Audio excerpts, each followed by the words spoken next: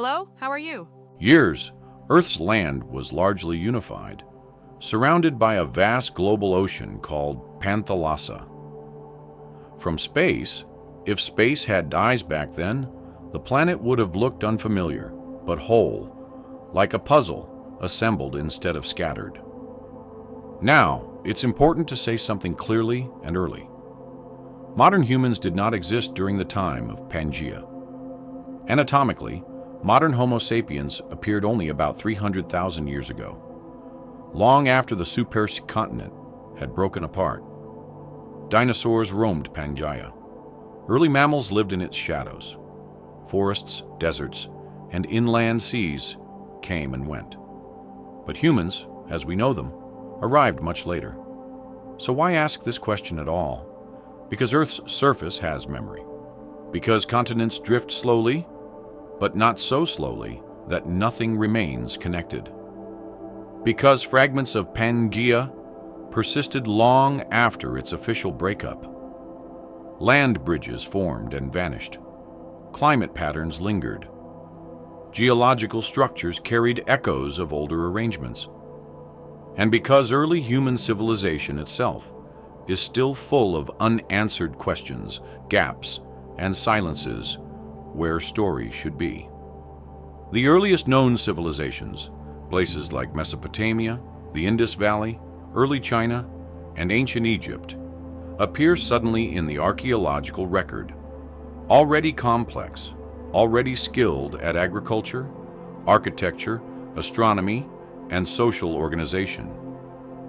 This doesn't mean they appeared out of nowhere, but it does suggest long periods of development that we only partially understand. So the question becomes softer, more nuanced. What if the roots of civilization, not cities or writing yet, but shared behaviors, traditions, and ways of organizing life, began in a world less divided than ours? A world where land travel did not stop at shorelines, where migration followed rivers and plains without interruption, where cultural ideas could spread not by boats, but by footsteps. Imagine early humans, or even pre-human ancestors, living on a planet where movement across vast distances was possible without ever seeing an ocean. Not easy, certainly, but continuous. Generations could move slowly across thousands of kilometers, never crossing water wider than a river, never facing the psychological barrier of an endless horizon of waves. In such a world, isolation would mean something different. Cultures would still diverge. Climates would still vary. But the idea of being cut off entirely would be rarer. Knowledge could diffuse gradually. Technologies, once discovered, might travel farther before being lost. Myths could evolve while still sharing common roots across immense distances. This isn't to say such a civilization existed exactly as imagined, with cities spanning the supercontinent. Rather, it's to ask how Earth's physical layout shapes human possibility. Geography is not just background scenery. It is an active participant in history. Mountains channel movement. Rivers invite settlement. Oceans divide stories. On Pangea, the rules would have been different. The interior of the supercontinent was likely dry and extreme. Far from the moderating influence of oceans, large regions experienced intense heat, cold, and aridity. Life clustered around coastlines, rivers, and inland seas. If early intelligent beings lived there, they would have learned quickly that movement mattered. That survival depended on knowing when to leave, where to go, and how to read subtle environmental signals. Seasonal migration may have been a way of life long before agriculture. Groups could follow climate bands, animals, and vegetation across enormous stretches of land. Over generations, these routes could become traditions. Stories tied not to a single place, but to journeys themselves. Knowledge passed along paths rather than anchored to cities. This way of living leaves a light archaeological footprint. Nomadic cultures, especially ancient ones, rarely leave behind stone monuments or durable cities. Their knowledge lives in tools, oral traditions, and patterns of movement. When continents later drift apart, those patterns would fracture. Stories, once connected, would diverge. Technologies would adapt to new constraints. Shared origins would fade into myth. It's worth noticing how many ancient cultures separated today by oceans share strikingly similar themes. Flood stories, sky deities, serpents, dragons, world trees, sacred mountains. These similarities are often explained by shared human psychology or independent invention. But geography also matters. When land is continuous, stories can travel with people. Even language itself is shaped by movement. Linguistic families spread across continents in ways that suggest long, slow diffusion rather than sudden leaps. A unified land mass would encourage this, dialects shifting gradually over distance instead of branching sharply at coastlines. As Pangea began to break apart, starting with rifts that widened into seas, these slow gradients would snap. Populations once connected by land would find themselves separated by water. Over time, boats would bridge some gaps, but not all. Isolation would increase. Cultures would crystallize into distinct identities. Technologies would diverge. The memory of shared origins would blur. From this perspective, the breakup of Pangea is not just a geological event. It's a narrative turning point. The moment when humanity's potential paths became narrower, more local, more fragmented, not worse, just different. Consider how differently history unfolds on islands versus continents. Isolation breeds uniqueness, but also vulnerability. Connected land breeds exchange, but also competition. A supersea continent tilts the balance toward continuity, toward long arcs of cultural inheritance rather than sharp breaks. It's also possible that early hominins experienced the last echoes of a more connected world.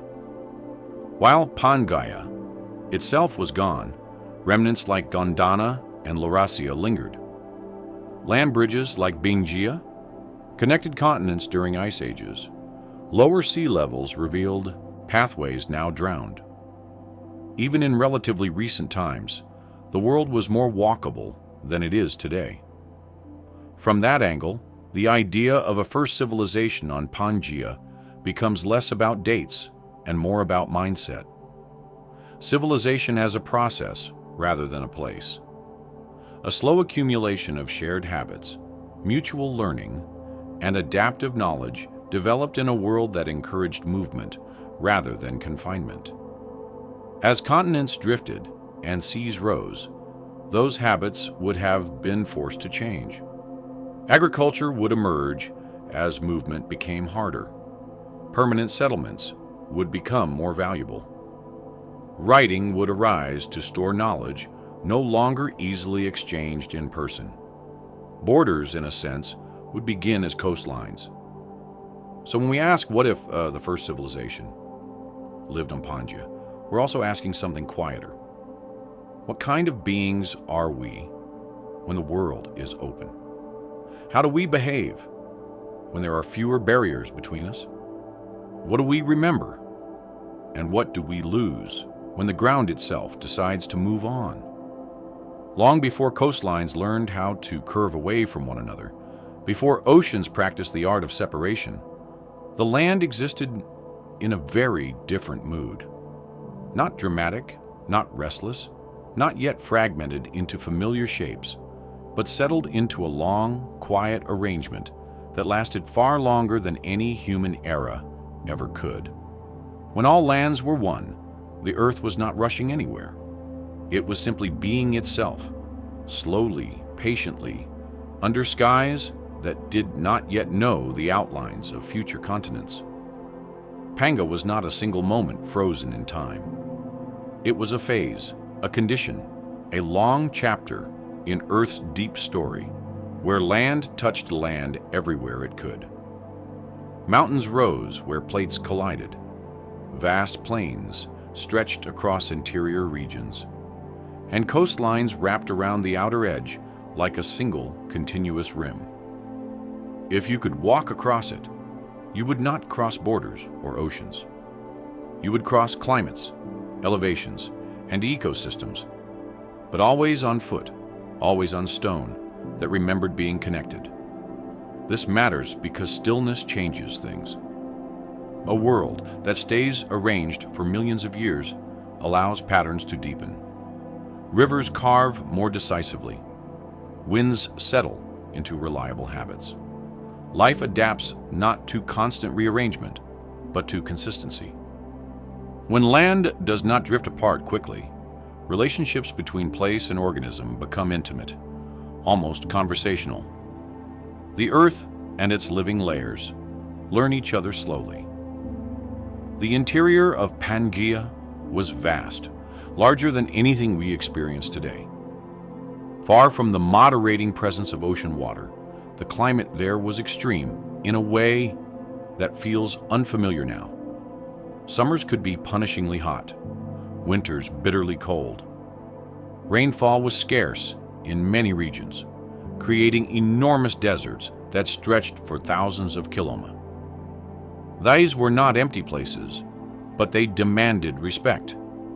Life that survived there had to be resilient, patient, and deeply attuned to subtle changes. Closer to the edges of the supercontinent, conditions softened. Coastal regions experienced more regular rainfall. Forests grew thick in some zones. Inland seas and river systems formed lifelines threading through the land like quiet veins. These areas would have been especially attractive to any intelligent beings capable of planning, remembering, and passing knowledge along. Not because they were easy, but because they were dependable. A quiet place does not mean an empty one. It means fewer sudden disruptions, no rapid continental collisions, no sudden island formations isolating populations overnight. Change still happened, but it happened slowly enough for life to adapt in place rather than flee. Extinctions occurred, of course, but so did long periods of stability where ecosystems matured rather than reset. If we imagine early hominins, or even hypothetical precursors to humanity, living in such a world, their experience of Earth would be very different from ours. Not smaller, but larger, in a continuous way. Distance would not be defined by shorelines, but by effort and memory. A journey would not end, because land stopped, but because food did, or water did, or the climate shifted beyond tolerance. This kind of world favors long distance and familiarity. Over generations, routes become known. Valleys become remembered. Mountains become landmarks, not just geographically, but culturally. Stories would likely grow outward rather than inward. Instead of myths anchored to a single sacred place, narratives might follow paths, migrations, seasonal circuits. Meaning would travel. The quietness of such a land is also geological. Without frequent rearrangement, rocks record long histories. Layers accumulate patiently. Fossils settle into deep, orderly archives. From our modern perspective, this makes Pangea one of the clearest windows into Earth's biological past. It is a place where cause and effect had time to leave legible traces. That same legibility would apply to living cultures. Skills could be refined rather than reinvented repeatedly. Tool-making traditions might persist with gradual improvements instead of abrupt regional divergence. Knowledge of plants, animals, weather patterns, and terrain could accumulate across enormous distances, spreading not through conquest or trade networks, but through quiet movement and shared ancestry. Silence in this context is not the absence of sound. It is the absence of interruption. In our world today, oceans interrupt movement. They create psychological edges as much as physical ones. To cross them requires intention, technology, and risk. On Pangea, those interruptions were fewer. Not absent, but fewer. Rivers are barriers, yes, but also invitations. Mountains block, but also guide. Deserts discourage, but do not forbid. The land speaks in gradients rather than walls. This would shape how beings understand space. Instead of thinking in terms of here and there divided by water, they might think in terms of near, far, higher, drier, colder. Navigation would be environmental rather than setographic. Memory would replace maps. Storytelling would replace signage. A quiet world also changes the tempo of cultural change. When groups remain connected, innovation spread more evenly. There is less pressure to differentiate for survival. Cultural drift still occurs, but slowly, like accents changing over distance, rather than languages snapping into incomprehensibility. Over thousands of years, this could produce a surprisingly cohesive behavioral landscape. Not uniform, but intelligible across distances. A traveler arriving from far away might not recognize every custom, but would recognize the logic behind them. The rhythm of daily life would feel familiar, even when the details differed. It's important to remember that quiet does not mean peaceful. Predators existed, competition existed, scarcity existed. But conflict would play out within a shared ecological framework rather than across isolated worlds. Migration could relieve pressure. Movement could be a solution rather than a threat. The night sky over Pangea would look much the same as it does now, but its meaning might differ. Without oceans dividing observers, star patterns could anchor shared calendars across enormous regions. Seasonal cycles tied to celestial movements could synchronize behaviors across the land. The same sky rising and setting over a continuous world encourages shared timekeeping. This is one of the subtler effects of a unified landmass. Time itself becomes more communal. When sunrise seasons and climate transitions occur gradually across connected space, coordination becomes easier. Agriculture, if it emerges, spreads along environmental lines rather than jumping barriers. Hearing roots align. Ceremonies synchronize. Even before agriculture, hunter-gatherer societies rely on timing. Migration of animals, flowering of plants, changes in water availability. In a unified world, these signals ripple across space in predictable ways. Knowledge of them becomes transferable. A lesson learned in one region applies with adjustments to another. The quietness of Pangea also lies in its slowness to surprise. Earthquakes happened, volcanoes erupted, but tectonic drama was muted compared to periods of rapid continental collision or breakup.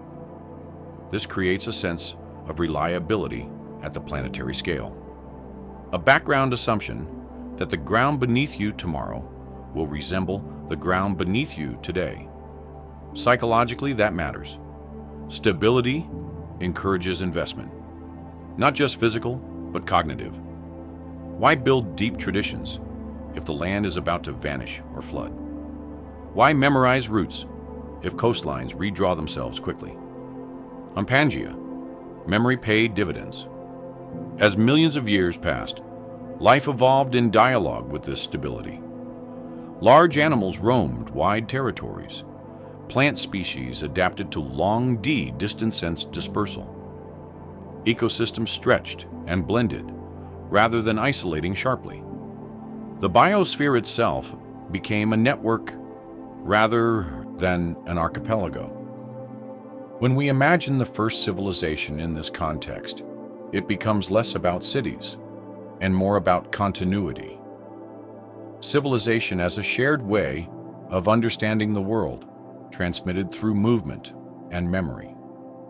Not carved in stone yet, but carried in habits, in expectations, in the quiet assumption that the land goes on. Eventually, though, the quiet began to fray. Deep beneath the surface, heat built up. Mantle current shifted. The supercontinent, heavy and insulated, trapped warmth. Stress accumulated along invisible seams. Cracks formed, not suddenly, but persistently. Rifts opened, valleys sank, water crept in. At first, these changes would be subtle. A widening river here, a saltier inland sea there. Generations might pass before anyone noticed that roots were becoming longer. That familiar paths now ended in marsh or water. This is how great changes often begin, not with catastrophe, but with inconvenience. As Pangea slowly began to loosen its grip on itself, the quiet world started to introduce pauses, detours, decisions. Do you turn back or do you adapt? Do you cross or do you settle? Over time, these choices would compound. Paths once taken for granted would require new tools, new skills, new stories. The land was still one, but it was learning how not to be. And in that gradual shift, the seeds of later civilizations, as we recognize them, may have been planted. When movement becomes harder, memory becomes more precious. When roots close, places gain importance. When separation begins, identity sharpens. But at this moment, when all lands were one quiet place, the world had not yet asked those questions. It offered openness instead, continuity, a patient surface on which life could experiment with connection before learning the meaning of distance. To imagine humanity before the continents drifted apart, it helps to let go of the mental map we're used to carrying. The one with blue oceans separating everything. The one that makes distance feel final and borders feel natural. Instead, picture a surface that keeps going, where walking is limited, not by water, but by time, weather, and the strength of your legs. This isn't about placing modern humans in the wrong era. It's about exploring how intelligence, cooperation, and shared behavior might unfold on a planet that hasn't yet learned how to divide itself. At its core, humanity is not defined by buildings or writing, but by patterns. Patterns of movement, patterns of cooperation, patterns of remembering and teaching. Those patterns emerge long before cities do. They emerge wherever beings rely on each other, plan beyond the moment, and carry knowledge forward, rather than letting each generation start from nothing. A connected world changes how those patterns form. In a land without oceans, breaking it into separate theaters of history, early human ancestors would not experience the world as a collection of isolated regions. Instead, they would experience it as gradients. The ground might rise slowly, the air might grow drier, animals might change shape and behavior over distance, but there would be no sudden moment where land simply ends and something fundamentally different begins. That alone reshapes how identity develops. Identity in such a world would be less about place and more about practice. What you know how to do, how you hunt, how you gather, how you move with the seasons, who you cooperate with. In a connected landmass, groups don't need to define themselves as sharply against others because contact remains possible. Even when groups diverge, the divergence is slow, layered, and often reversible. This suggests a humanity that is more fluid in its early stages, less rigidly territorial, more accustomed to encounter. Meeting unfamiliar people would not be rare or alarming. It would be expected, a consequence of movement. Over time, this expectation could shape social instincts, encouraging communication, adaptation, and tolerance for variation rather than fear of it. Language, for example, would evolve differently. In a fragmented world, languages branch and isolate. In a connected one, they slide. Dialects change gradually across distance. Words shift, but meanings overlap. Mutual understanding persists longer. Even when speech differs, gestures, rhythms, and shared activities bridge gaps. This doesn't mean everyone speaks the same way. It means the boundaries between ways of speaking are softer. Someone traveling far from their birthplace might notice accents changing, vocabulary drifting, but still find ways to communicate basic needs, warnings, and cooperation. Over generations, this kind of linguistic continuity creates families of expression that span enormous areas without fully breaking apart. Movement itself would be central to life, not as wandering without purpose, but as deliberate response to the environment. When food shifts, people shift. When climate changes, roots adjust. Knowledge becomes tied to movement. Knowing when to leave is as important as knowing where to go. Children grow up learning not just places, but paths. Paths in this sense are more than trails. They are memory systems. They encode seasonal timing, water sources, safe crossings, dangerous regions. They carry stories, not as entertainment, but as instruction. A story about a long walk might also be a map, a calendar, and a warning all at once. In a connected world, these paths could stretch for hundreds or thousands of kilometers, passed down not as a single journey, but as a sequence of segments. Each group knows its part well, and trusts that others know theirs. Cooperation doesn't require a central authority. It requires continuity. This is where the idea of early civilization becomes less about monuments and more about shared expectation. Civilization as the assumption that knowledge will be preserved, that skills matter beyond one lifetime, that teaching is worth the effort, that cooperation extends beyond immediate kin. Such assumptions don't require cities, they require stability and connection. Pangea, with its long-lasting geography, provides both. Consider how Toolm might develop in this context. A useful innovation, such as a better cutting edge or a more efficient fire starting method, doesn't remain confined to a small region. It travels with people. Over time, it becomes standard practice across wide areas, modified slightly by local materials, but recognizable in form and function. This kind of diffusion reduces redundancy. Groups don't need to reinvent tools repeatedly. Instead, they refine them. Incremental improvement replaces repeated rediscovery over long periods. This leads to surprisingly sophisticated outcomes, even without centralized planning. The same applies to social practices, child-rearing methods, conflict resolution, resource sharing. These behaviors evolve through trial and error. In a connected world, successful practices spread. Less effective ones fade.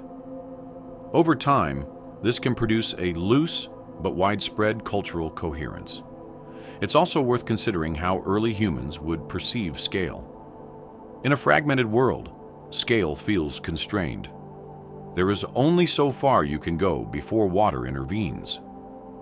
In a connected one, scale is experiential. You don't know how far the land goes until you've walked it or heard about it from others. This creates a sense of openness that's hard to replicate today. The world feels large, but not closed. There is always somewhere else. Always another valley, another plain, another group living slightly differently. Curiosity becomes adaptive. Fear of the unknown becomes less useful. That doesn't mean danger disappears. It means danger is contextual rather than absolute. A new region might be risky, but it's still land, still familiar in structure, still governed by gravity, weather, and biology. Oceans, by contrast, introduce a fundamentally different environment that requires a conceptual leap. Pangea delays that leap. Delayed oceanic separation also delays certain technological pressures. Boat building, navigation, and long distance maritime trade arise because water creates gaps that demand solutions. On a unified landmass, those pressures are weaker. Energy is invested elsewhere. Overland transport improves. Load-carrying techniques evolve. Animal domestication may take different forms. This shifts the timeline of innovation, but not necessarily its sophistication. Human creativity doesn't vanish without boats. It simply flows into other channels. Perhaps architecture emerges later, while environmental knowledge deepens earlier. Perhaps astronomy becomes more important than navigation because the sky is the most consistent reference across vast land. A shared sky over a connected world invites shared stories. Constellations observed from one region are visible from others with gradual shifts. Star-based calendars become communal. Seasonal rituals align over wide distances. Time itself becomes something collectively observed rather than locally defined. This could create a sense of belonging that extends beyond immediate surroundings. Not nationalism, but planetary familiarity. The idea that the world is large but intelligible. The others exist elsewhere, living parallel lives under the same stars. As continents begin to drift apart, this mindset would be challenged. Routes would break. Familiar paths would end at water. Communication would slow. Practices once shared would begin to diverge. Over generations, identities would sharpen. Languages would branch. Technologies would adapt to isolation. But before that happens, humanity, or at least humanity's ancestors, would experience a long period of openness, a phase where connection is the default rather than the exception, where difference exists, but separation does not yet dominate. This raises an interesting possibility.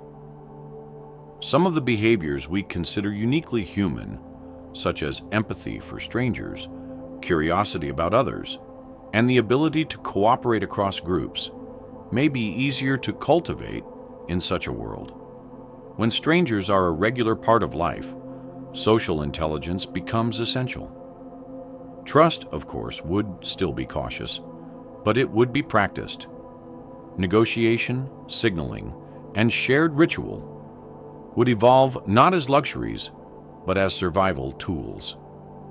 These are the foundations of later civilization, laid long before permanent settlements. Even conflict would look different. On a connected landmass, retreat is possible. Avoidance is an option. Groups can move rather than fight. This doesn't eliminate violence, but it changes its role. Conflict becomes episodic rather than defining. Alliances matter more than fortifications.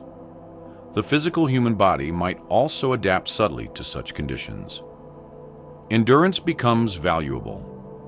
Walking long distances shapes physiology. Efficient thermoregulation matters across varied climates. Flexibility in diet becomes advantageous. These traits align closely with what we already know about early human evolution, suggesting that a connected world supports the kind of adaptability humans display. Memory, too, would be trained differently. When survival depends on remembering routes, seasons, and social relationships across distance, memory becomes spatial and narrative. Stories aren't just entertainment. They are storage systems. A well-told story preserves knowledge more reliably than any early artifact. Over time, this could lead to complex oral traditions with remarkable accuracy. We already see hints of this in indigenous cultures whose oral histories preserve environmental events thousands of years old. A connected world would amplify this effect. When writing eventually emerges, it may do so not as a sudden leap, but as a response to loss. As roots break and communities separate, memory becomes fragile. Writing becomes a tool to preserve what movement no longer can. In this way, fragmentation drives formalization. So imagining humanity before the continents, the drifted apart, is not about imagining an advanced lost civilization hidden in deep time. It's about imagining a long, slow prelude. A humanity learning how to be human in a world that allows connection to stretch rather than snap. This perspective doesn't contradict what we know from archaeology. It complements it. It fills in the emotional and social landscape that artifacts alone cannot capture. Stone tools tell us what people made. A connected world helps us imagine how they thought. As the land slowly begins to pull itself apart, this early humanity doesn't disappear. It adapts. Some groups become isolated, others innovate. Some memories are preserved. Others are reshaped into myth. The quiet continuity of the unified world fades, replaced by sharper edges and new challenges. But the habits formed during that earlier openness don't vanish entirely. They echo in shared symbols, in parallel myths, in the human tendency to recognize ourselves in others, even across vast distances. The continents drift, but humanity carries forward something learned when the land was still one. A sense perhaps faint, but persistent. That separation is not the natural state of things. That connection came first. And that even now, across oceans, the ground beneath us remembers a time when distance was measured only by how far you were willing to walk. To understand what Pangea looked like beneath ancient skies, it helps to strip away the familiar colors and borders that modern maps have taught us to expect. No neat blues outlining continents, no recognizable silhouettes. Instead, imagine a single, immense expanse of land, occupying much of the planet's surface, wrapped almost entirely by one global ocean. The sky above it would feel vast in a different way, not because the land was small, but because it went on and on, uninterrupted, meeting the horizon in every direction with no promise of water to stop it. Pangea was not uniform, and it was not gentle everywhere. It was a land of strong contrast, shaped by forces that had been pressing, colliding, and settling for millions of years. At its heart lay enormous interior regions, far removed from any coastline. These inland areas experienced extremes that would feel harsh by modern standards. Without nearby oceans to regulate temperature, summers could become intensely hot, baking the ground under relentless sun. Winters, on the other hand, could plunge into severe cold, with dry air stripping warmth away quickly once daylight faded. Under those skies, clouds behaved differently. Moisture was scarce in many regions, so rainfall was uneven and often seasonal. Long dry periods could stretch on, punctuated by sudden storms that reshaped the land in brief, dramatic moments. Rivers did not flow gently year-round. In many places they surged when rain came and retreated when it did not, carving wide channels and leaving behind floodplains that briefly bloomed with life before drying again. Closer to the edges of the supercontinent, conditions softened. Coastal regions experienced more regular rainfall. Forests grew thick in some zones. Inland seas and river systems formed lifelines threading through the land like quiet veins. These areas would have been especially attractive to any intelligent beings capable of planning, remembering, and passing knowledge along. Not because they were easy, but because they were dependable. A quiet place does not mean an empty one. It means fewer sudden disruptions, no rapid continental collisions, no sudden island formations, isolating populations overnight. Change still happened, but it happened slowly enough for life to adapt in place rather than flee. Extinctions occurred, of course, but so did long periods of stability where ecosystems matured rather than reset. If we imagine early human ancestors living in this world, their perception of place would be inseparable from the sky above it. With few permanent landmarks across open plains, the sun, moon, and stars would serve as guides. Direction, time, and season would be read from the heavens as much as from the ground. Knowledge of the sky would be practical, not abstract. Daytime under Pangea skies could be intense. With fewer forests in interior regions, shade would be scarce. The sun's heat would dictate activity patterns. Early beings might travel at dawn and dusk, resting during the harshest midday hours. This rhythm, still present in many hot regions today, would be essential for survival. Night, by contrast, would bring relief and danger in equal measure. Temperatures could drop sharply. Sounds would carry far across open land. The stars would provide orientation, but darkness would also conceal threats. Fire, once mastered, would become central, not just for warmth and cooking, but for safety and social gathering. Beneath ancient skies, firelight would mark human presence, like small moving constellations on the ground. Seasonal changes would be pronounced in many parts of Pangea. Without oceans to buffer transitions, shifts from wet to dry or warm to cold could be abrupt. Knowledge of these cycles would be vital. When to move, when to stay, when to store resources, when to prepare for scarcity. This necessity would encourage observation, watching clouds, tracking wind direction, noticing subtle changes in animal behavior. Over time, these observations would accumulate into shared understanding. Weather law would not be superstition. It would be experience, encoded into memory and story. The scale of the land also affects sound and silence. In open regions, sound travels far. A call, a tool striking stone, even footsteps can carry across surprising distances. This influences communication and caution. It also shapes how communities space themselves. Too close, and resources are strained. Too far, and cooperation becomes harder. Beneath ancient skies, the horizon itself would be a constant companion, always visible, always distant. The sense of openness could be both comforting and unsettling. There is nowhere to hide from the weather, no easy refuge from change.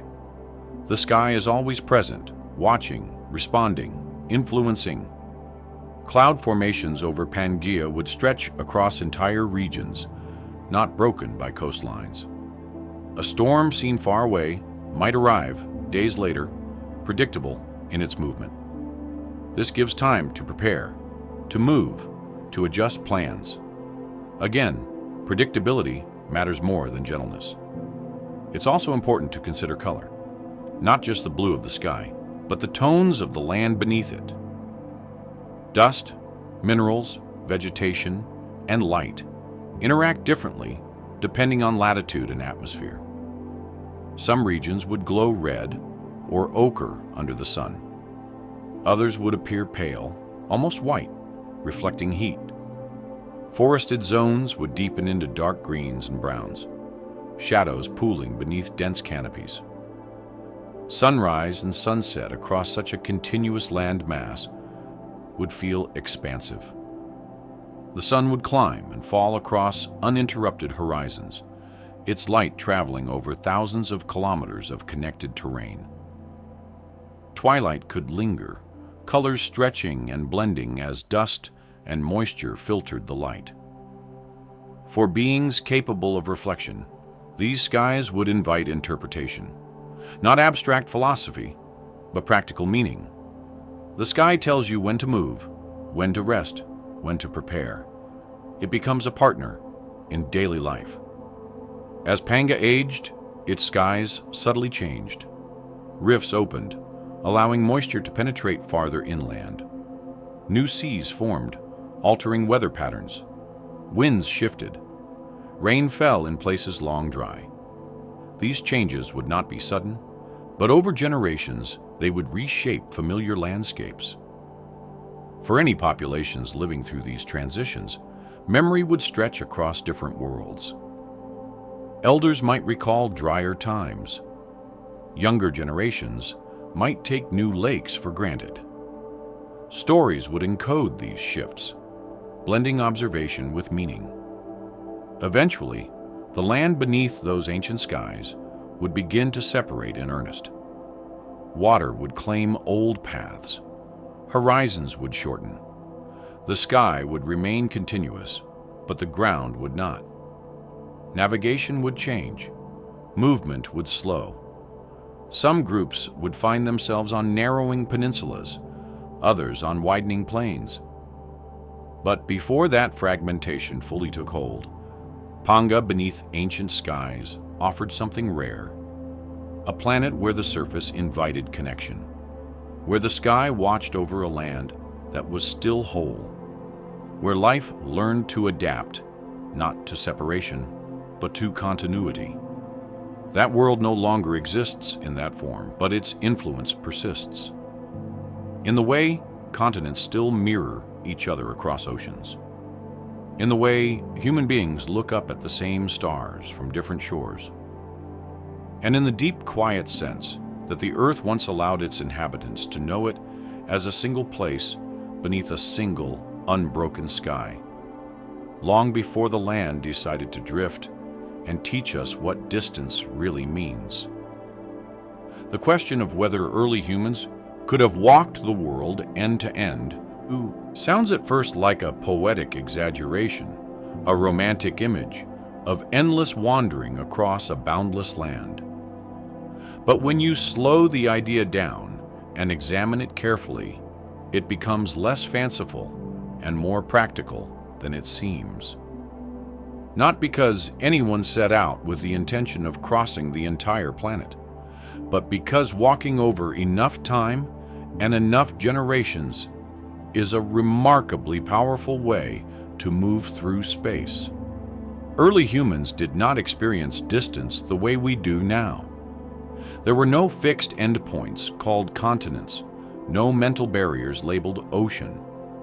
Movement was not framed as travel for its own sake, but as response. Follow the animals, follow the seasons, follow the water. Each decision might cover only a few kilometers, each lifetime perhaps a few hundred. But generations overlap and paths accumulate. In a connected land mass, there is no single moment when someone decides to walk far. There is only the next place that makes sense, the next valley with better shelter, the next plain where herds gather, the next river that still flows when others dry up. Over centuries, these small decisions add up to astonishing reach. We already know that humans are capable of this kind of expansion. Even in a fragmented world, Homo sapiens spread from Africa to every inhabited continent in a relatively short span of evolutionary time. They crossed deserts, mountains, and eventually oceans, often with limited technology. This wasn't driven by conquest or curiosity alone. It was driven by adaptability and persistence. On a unified landmass, that expansion becomes smoother. Not faster necessarily, but less constrained. No coastlines force a halt. No sudden need for boats interrupts movement. Migration becomes continuous, rather than punctuated. Routes can bend, curve, and loop without stopping altogether. It's also important to recognize that early humans were not isolated individuals wandering aimlessly. They moved in groups, families, bands, extended kin networks. These groups carried children, elders, tools, and knowledge. Movement was social, not solitary. Decisions were shared. Memory was collective. When one group moved into a new area, it did not necessarily replace those already there. Sometimes it joined them. Sometimes it merged. Sometimes it learned and moved on. This creates layers of presence rather than clean lines of succession. Over time, these layers can stretch across immense distances without erasing continuity. Walking the world end to end does not mean one person doing it in one lifetime. It means that the world is walkable in principle, that there is no absolute edge that stops the process. The end becomes conceptual rather than physical. In a Pangean world, the largest obstacles would not be oceans, but climate zones. Deserts, mountain ranges, extreme cold or heat. But even these are not absolute barriers. They are filters.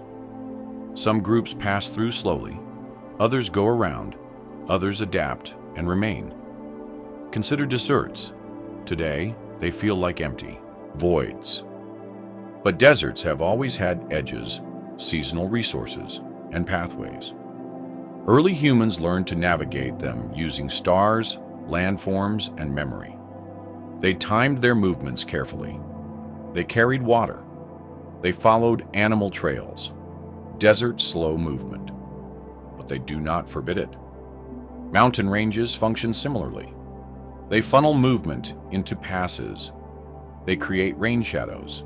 They demand effort. But they also provide resources, shelter, and vantage points. Humans have crossed mountains repeatedly throughout history, often with surprisingly minimal equipment. Cold regions pose their own challenges. Yet, humans adapted to them as well, developing clothing, shelters, and social strategies to survive long winters. Even before advanced tools, cooperation, and shared knowledge made cold survivable on a unified landmass, these environments would exist in long bands rather than isolated pockets. Movement through them would be gradual. Groups would adjust over generations. Children born in cooler regions would grow up adapted to them. Knowledge would refine slowly rather than through abrupt exposure. This gradualism is key. Sudden transitions are dangerous. Slow transitions are learnable. Walking the world end to end also implies a kind of cognitive map that extends beyond immediate surroundings. Early humans likely held mental models of the land that were relational rather than absolute. Not north and south in a modern sense, but beyond the big river, past the dry plains where the ground rises and the air cools. These maps were embedded in stories. Stories about ancestors who came from elsewhere, about places visited long ago, about routes taken during times of hardship. Over time, these narratives created a sense of continuity across space. In a connected world, those stories could travel along with people. A tale told in one region might have echoes thousands of kilometers away, not because it was broadcast, but because it walked there, carried by generations of movement and retelling. The physical act of walking also shapes perception. When you move through land at human speed, You notice details that disappear when travel becomes rapid. Changes in soil texture, shifts in vegetation, the behavior of animals, subtle gradients of temperature and humidity. These details matter for survival, but they also build familiarity. The land stops feeling abstract. It becomes legible. This legibility supports long-distance movement because the world feels navigable rather than unknown. Fear diminishes when patterns repeat, even if the specifics differ. A forest in one region may not be identical to a forest elsewhere, but its logic is recognizable. Trees offer shade.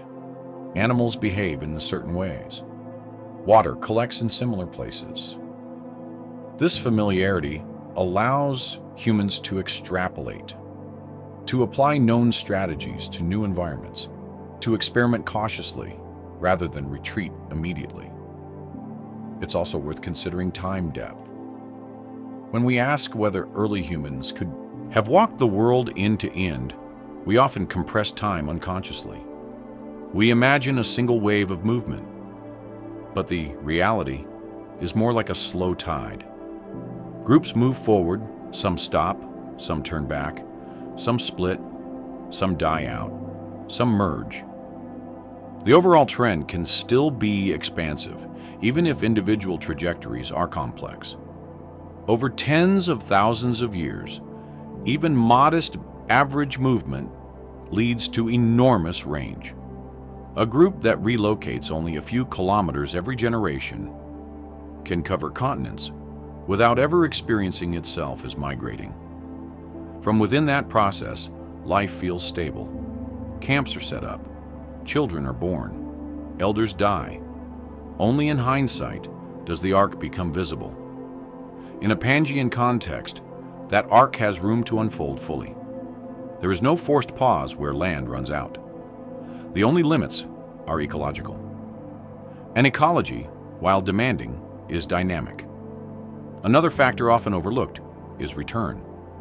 Walking the world end to end does not require one directional expansion. Groups can and do return along familiar routes. Knowledge flows both ways. Innovations spread backward as well as forward. This bidirectional movement reinforces continuity. It prevents total divergence. Even when groups are separated by distance, intermittent contact renews shared practices. This is hard to maintain once oceans intervene. Water creates asymmetry. Crossing it requires specialized effort. Contact becomes sporadic. Knowledge transmission slows. Divergence accelerates. So in a connected land mass, walking the world is not just possible. It is structurally encouraged. There is also the question of motivation. Why would early humans keep moving rather than settle permanently? The answer is that settlement itself is often a response to constraint. When resources are abundant and accessible, movement remains a viable strategy. It reduces pressure on local ecosystems. It spreads risk. Permanent settlement becomes advantageous when movement is restricted, when fertile land is limited, when predictable resources can be controlled.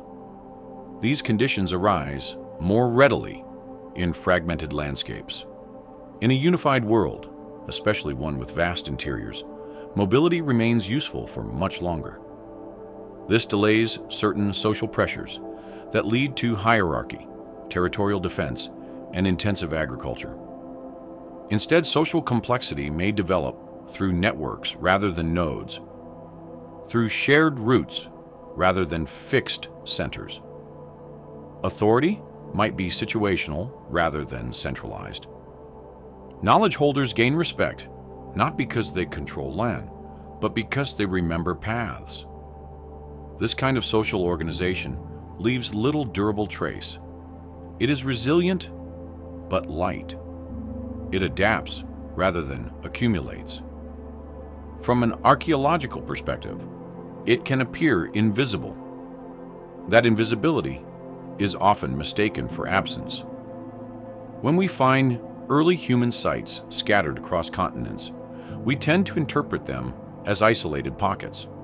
But in a connected world, they may represent points along a continuum, camps along a route, seasonal stops, meeting places revisited over generations. The gaps between sites may not indicate emptiness, but movement. Walking the world end to end also reframes how we think about boundaries. In a connected landmass, boundaries are ecological rather than political. They shift with climate. They are negotiated rather than enforced. Crossing them requires adaptation, not permission. This flexibility fosters a different relationship with space.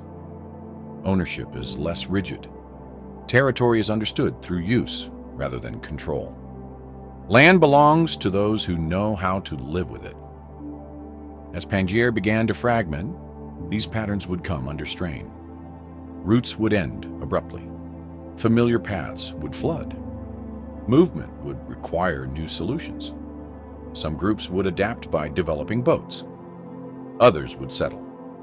Others would turn inward.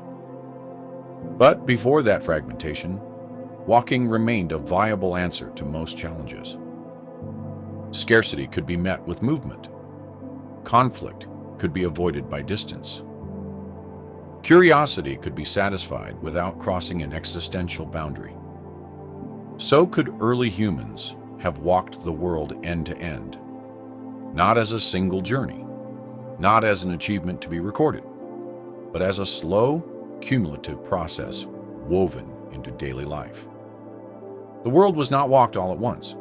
It was worn in step by step, story by story, generation by generation. And as the land itself began to pull apart, creating seas where paths once ran, humanity carried with it the memory of a time when movement was continuous. When the horizon always led somewhere reachable, when the idea of an end was not yet part of the map.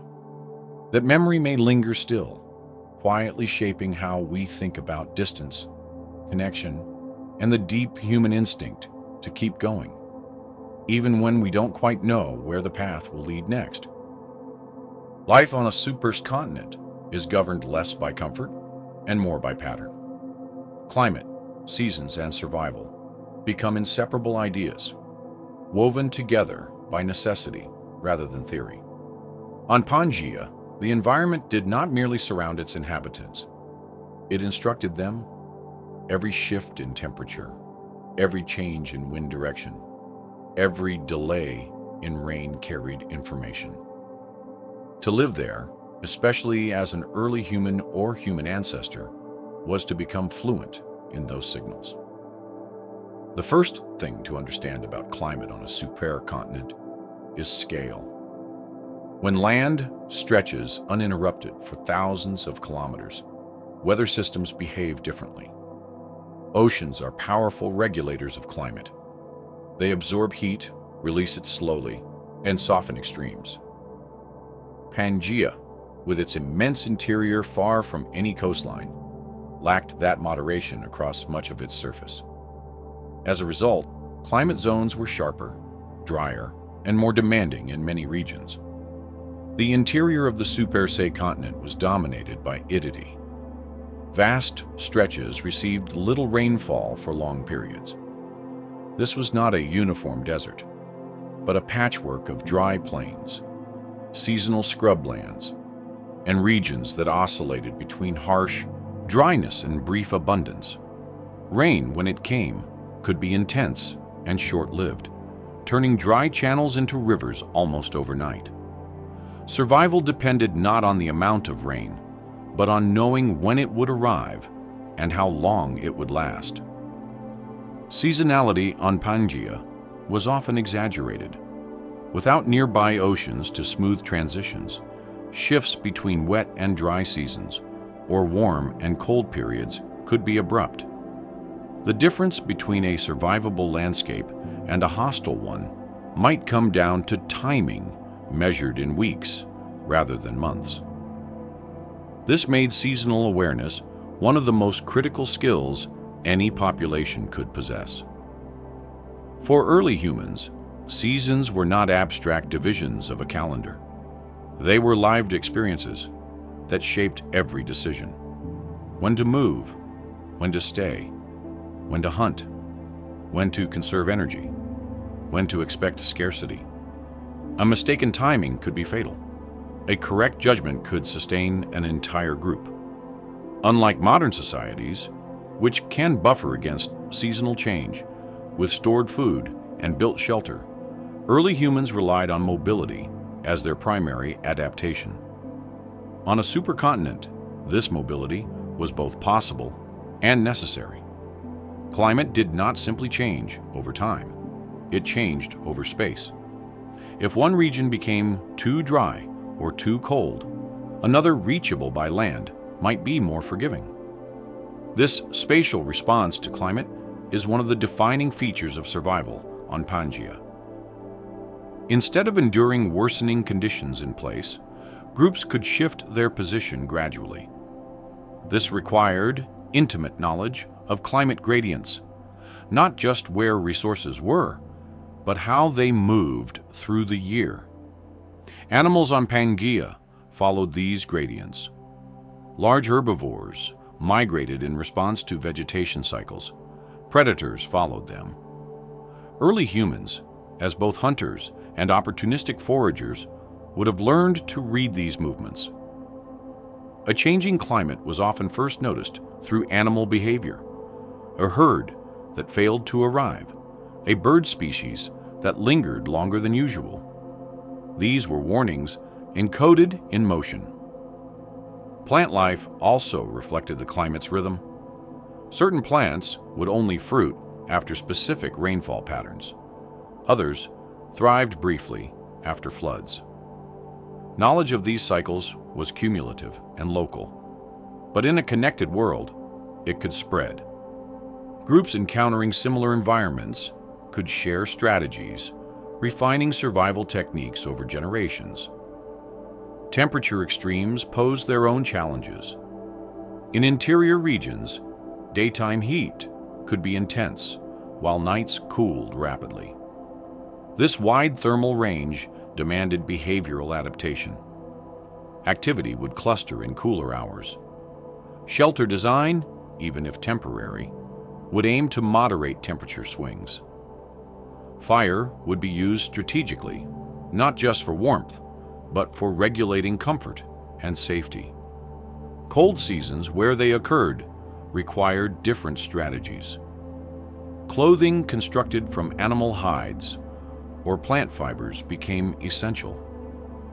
Social cooperation intensified during harsher periods as shared.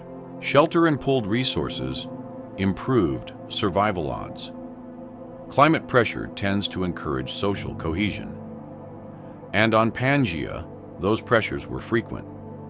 Wind patterns across the supersea continent were also significant. With few oceanic interruptions, winds could travel long distances, shaping regional climates. Monsoon-like systems developed in some areas, driven by seasonal heating of the landmass.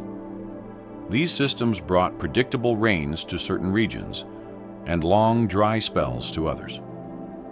Predictability, even when harsh, is preferable to randomness. It allows planning. Early humans would not have understood monsoons in scientific terms, but they would have understood their effects.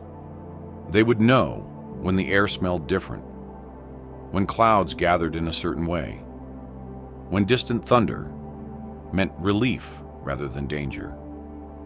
This embodied climate knowledge would be passed down through teaching and story. Survival on a supercontinent also meant dealing with scarcity as a recurring condition rather than an exception. Even in resource-rich regions, abundance was rarely permanent. Dry years came, cold snaps lingered, animal populations fluctuated. Groups that survived were those that treated abundance as temporary and scarcity as expected. This expectation shapes culture. It encourages restraint rather than excess, sharing rather than hoarding, planning rather than consumption. These traits are not moral abstractions. They are practical responses to environmental reality. Food strategies on Pangea would reflect this. Diets would be diverse, flexible, and opportunistic. Reliance on a single resource would be dangerous. Instead, early humans would exploit a wide range of foods, adjusting seasonally, meat when available, plants when abundant, insects, roots, seeds, and opportunistic scavenging when necessary. Climate also influenced how long groups stayed in one place. Extended residence required stable resources. In regions where climate variability was high, long-term settlement was risky. Movement reduced that risk. This does not mean constant wandering, but cyclical patterns of return, seasonal rounds, familiar places revisited at predictable times. These cycles create a different relationship with land, not ownership, but familiarity. Places are known for what they offer at certain times, not controlled permanently. This flexible attachment is well suited to a supercontinent environment where conditions vary widely across space and time. Water availability was perhaps the most critical factor of all. Rivers, lakes, and seasonal water holes dictated movement more than any other resource. On Pangea, large river systems drained vast areas, but many regions relied on ephemeral sources. Knowing where water would persist longest during dry periods was essential knowledge. This knowledge was often encoded socially. Certain individuals would be recognized as particularly skilled at reading the land. Others would specialize in tracking animals or plants. Division of labor, even in small groups, improved survival under climate stress. Climate also shapes risk. On a supercontinent, extreme weather events could be large in scale. Droughts might affect entire regions. Floods could reshape landscapes. Dust storms could obscure the sky for days. These events tested adaptability and memory. Groups that remembered past disasters could prepare for future ones. Over generations, this leads to cultural memory. Stories about hard years, about places that failed, about routes that saved lives. These stories are not nostalgia, they are survival tools. One important aspect of Pangea's climate is that while it was harsh in many areas, it was also stable over long periods. The supercontinent configuration persisted for tens of millions of years. This allowed long-term adaptation. Ecosystems evolved in response to consistent patterns rather than constant upheaval. For early humans, this meant that once survival strategies were established, they remained useful for many generations. Refinement replaced reinvention. Cultural knowledge accumulated rather than being repeatedly lost. As Pangea began to fragment, climate patterns changed. New coastlines formed. Moisture penetrated farther inland. Seasonal rhythms shifted. Regions that were once marginal became habitable. Others dried further. These changes unfolded slowly, but they introduced uncertainty into previously reliable systems. Populations living through this transition would notice subtle shifts first. Rains arriving earlier or later, rivers changing course, familiar plants struggling. These changes would prompt movement, experimentation, and eventually innovation. In this sense, climate does not just challenge survival, it drives transformation. The pressures imposed by a supercontinent environment may have favored traits that later defined humanity: flexibility, cooperation, long-term memory, social learning, the ability to plan across seasons and generations. Survival on Pangea was not about conquering the environment. It was about reading it accurately and responding appropriately. Groups that tried to dominate their surroundings without understanding them would fail. Those that observed, adjusted, and shared knowledge endured. This relationship between climate and survival also influences how time is perceived. On a supercontinent, time is measured less by clocks and more by cycles: the return of rains, the migration of animals, the lengthening of shadows. These markers are reliable and meaningful. Living in tune with such cycles encourages patience. You cannot rush a season. You cannot force rain. You wait, prepare, and act when conditions align. This rhythm shapes cognition and behavior in subtle ways, encouraging long-term thinking over immediate gratification. As we move forward in this exploration, the role of climate remains central. When continents begin to separate, climate gradients change, seasons become more localized. Isolation increases, survival strategies adapt again, this time under different constraints. But before those changes take hold, survival on a supercontinent is defined by responsiveness rather than resistance. Climate and seasons are not enemies to be defeated. They are signals to be interpreted, teachers that reward attention and punish neglect. In that world, survival is not guaranteed, but it is learnable. The land offers no mercy, but it offers information. And for early humans living on a single vast surface beneath an open sky, learning to read that information would be the difference between persistence and disappearance, between movement and stagnation, between a fleeting presence and a lasting human story that continues, shaped by climate, carried through seasons, and always adjusting to what the Earth decides to do next. When thinking about animals, plants, and neighbors of a lost age, it's useful to pause on the word neighbor, not in the modern sense of fences and property lines, but in the older, quieter sense of sharing space, time, and resources with other living things. On a supercontinent like Pangea, life did not exist in isolated pockets. It unfolded across a continuous surface where plants, animals, and early humans influenced one another through proximity rather than separation. To survive, there was to be embedded in a living network that extended far beyond any single group. The plant life of Pangea formed the foundation of everything else.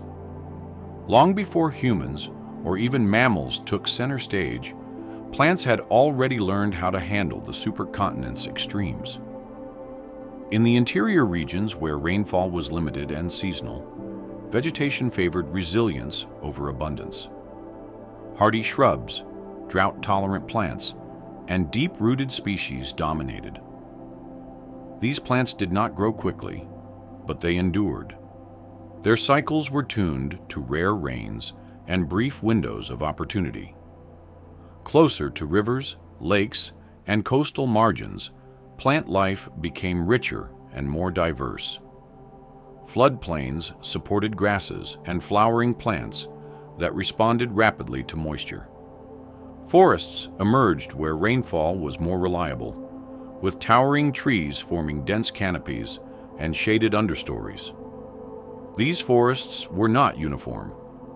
They varied with latitude, elevation, and soil chemistry, creating a mosaic rather than a single green belt. Plants were not passive background features.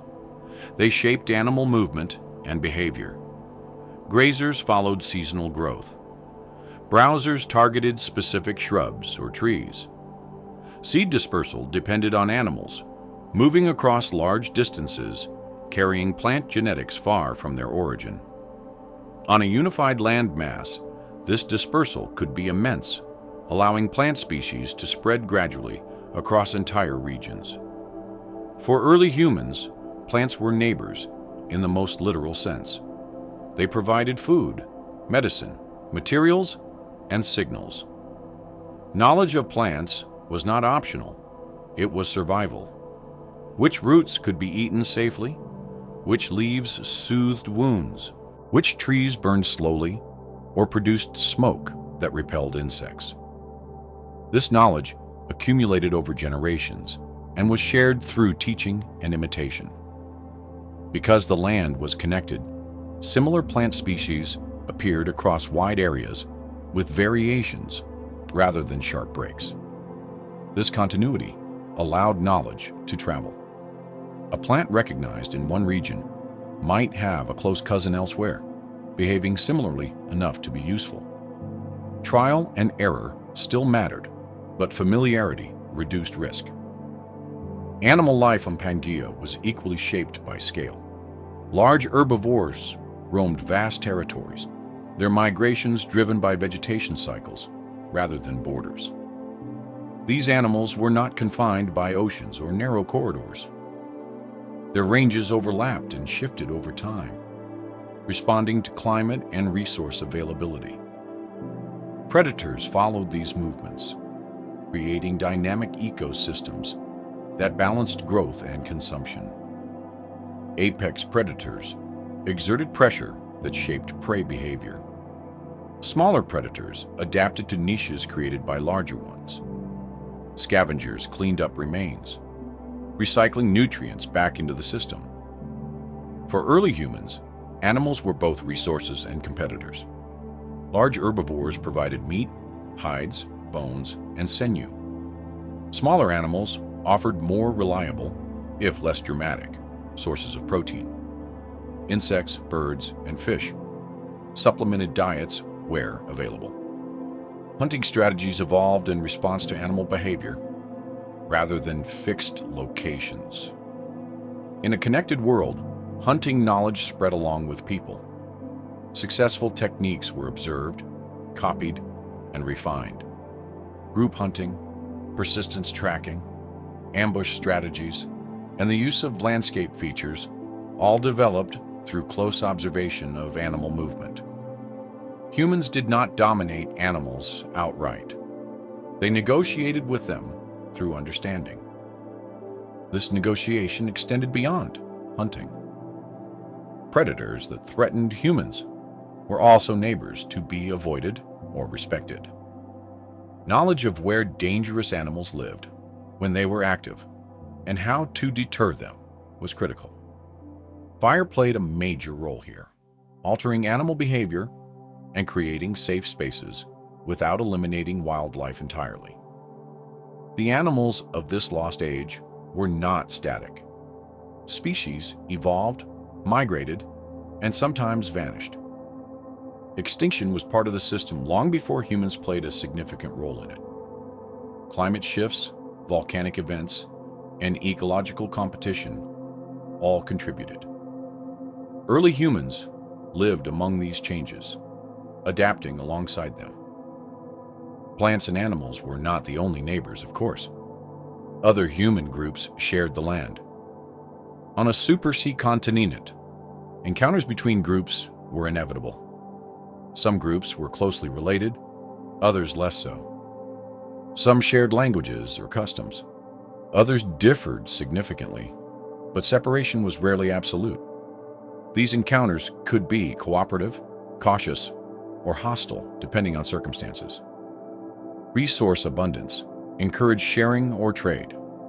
Scarcity increased tension. But because movement was possible, conflict did not always lead to domination or annihilation. Groups could avoid one another, shift routes, or merge temporarily. Cultural exchange in such a setting would be gradual and uneven. Tools, techniques, and stories moved with people. A group encountering a new neighbor might adopt certain practices while retaining others. Over time, this blending created cultural gradients rather than sharp boundaries. This blending is important when considering the idea of a lost age. It suggests that early human culture was not composed of isolated traditions that later converged, but of interconnected practices that slowly diverged as geography changed. On Pangea, convergence came first. Plants and animals played roles in this cultural exchange as well. A useful plant, learned in one region, might be carried as seed or memory to another. A hunting strategy developed for one species might be adapted for another elsewhere. The environment itself acted as a medium of communication. Domestication, when it eventually emerged, would be influenced by this continuity. Animals suitable for domestication often have wide ranges and adaptable behaviors. In a connected world, humans could encounter and experiment with such species across different environments, refining their relationships over time. Even before domestication, long-term familiarity with certain animals could lead to mutual tolerance. Scavenging species might follow human camps. Humans might rely on animal behavior as indicators of danger or opportunity. These relationships are subtle, but they shape survival. The same applies to plants. Certain plants might thrive near human activity, benefiting from disturbed soil or discarded seeds. Humans would notice these patterns, even if unconsciously, and begin to favor them. Over time, these interactions could set the stage for later agriculture.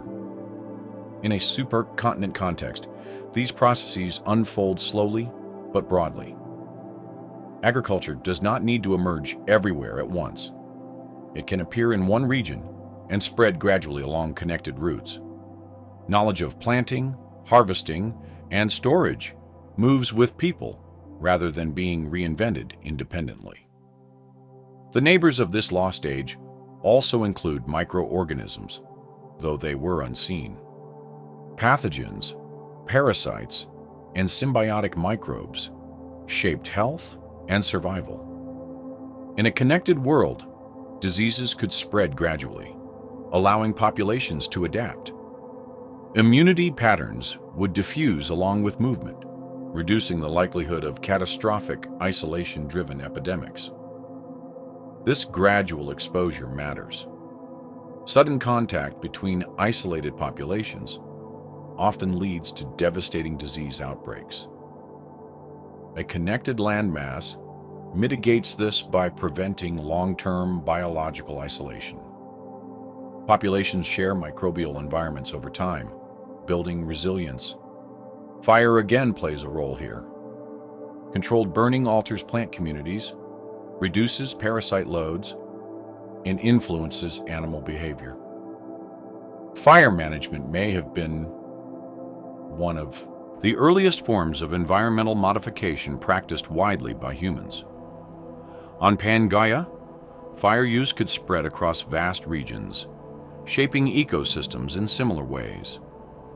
The result is a landscape that is partly natural and partly influenced by human presence, even long before cities or farms. This influence is light, dispersed, and reversible. It does not dominate the land, but it leaves traces from the perspective of deep time. These traces are subtle. They may not leave clear archaeological markers, but they exist in altered vegetation patterns, animal distributions, and long-standing fire regimes. The land remembers interaction even when artifacts do not survive. As the continents begin to drift apart, these networks of interaction start to fragment. Plant species become isolated. Animal migrations are interrupted. Human groups lose contact. Over time, neighbors become strangers. Shared practices diverge. Familiar species vanish from certain regions. But before that fragmentation, life on Pangea is characterized by proximity. Plants, animals, and humans exist in ongoing relationship. Survival depends on attention, respect, and adaptability, rather than dominance. This relational way of living shapes cognition. Early humans learned to see themselves as part of a larger system, not in an abstract philosophical sense, but in a practical one. Actions have consequences. Overuse depletes resources. Careless fire spreads uncontrollably. Successful strategies are those that maintain balance over time.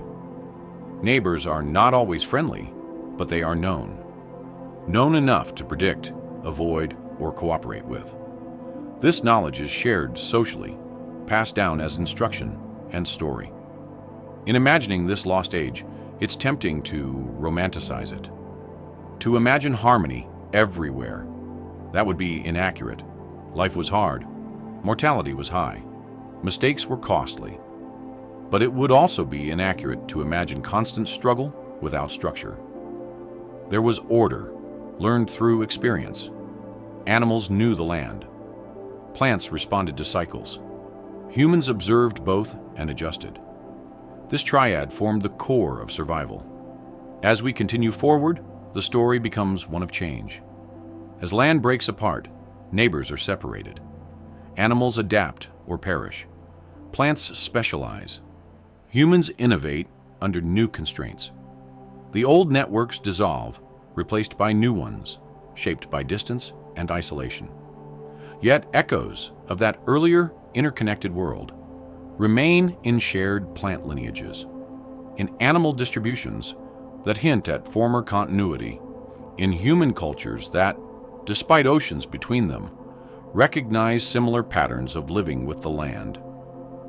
Animals, plants, and neighbors of that lost age were not separate chapters of life.